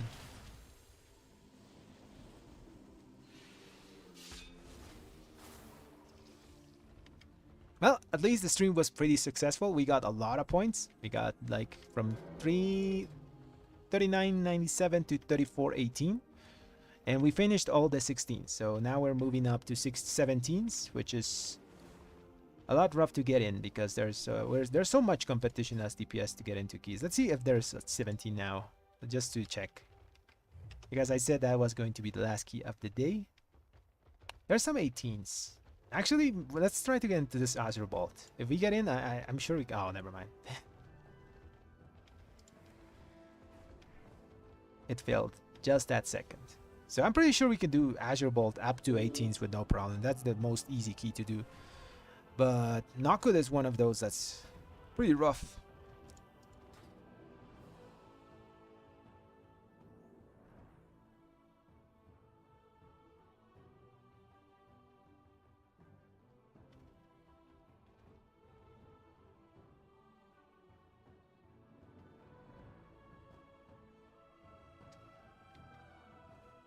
So both do a similar thing, you know. Seething Flames makes your Wake of Ashes capped to after 1 target it does reduce damage, but your primary target takes extra hits.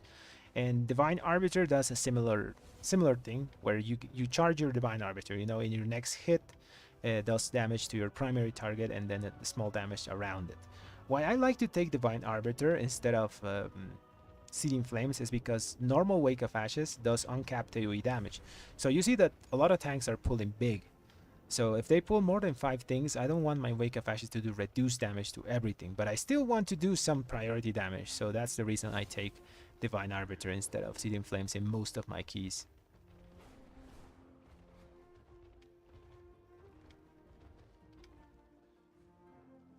This is what I use mostly. For most of my keys I use this. For some stuff where I do need heavy AoE, I use sometimes this thing, but it's kind of hard to use because you need to get a lot of spenders in those extra 4 seconds, and it's not much time to get spenders in. If you really want to get a bit more AoE-ish, you can go like this, or stuff that's under 5 targets.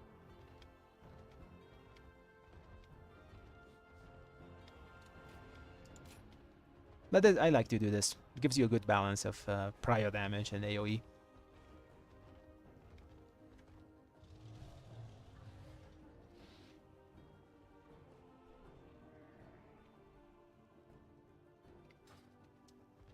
I like to experiment a lot with builds.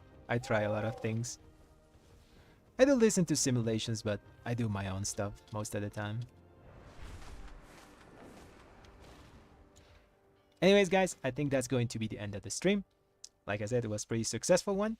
And well, I hope you guys enjoyed it. If you do, always, subscribe to the channel, leave a like on the videos and all those things. I'll be trying to get out more guides. I haven't done many videos recently. I've mostly been streaming, but I'll get those guys out there. Instead of executioners, what?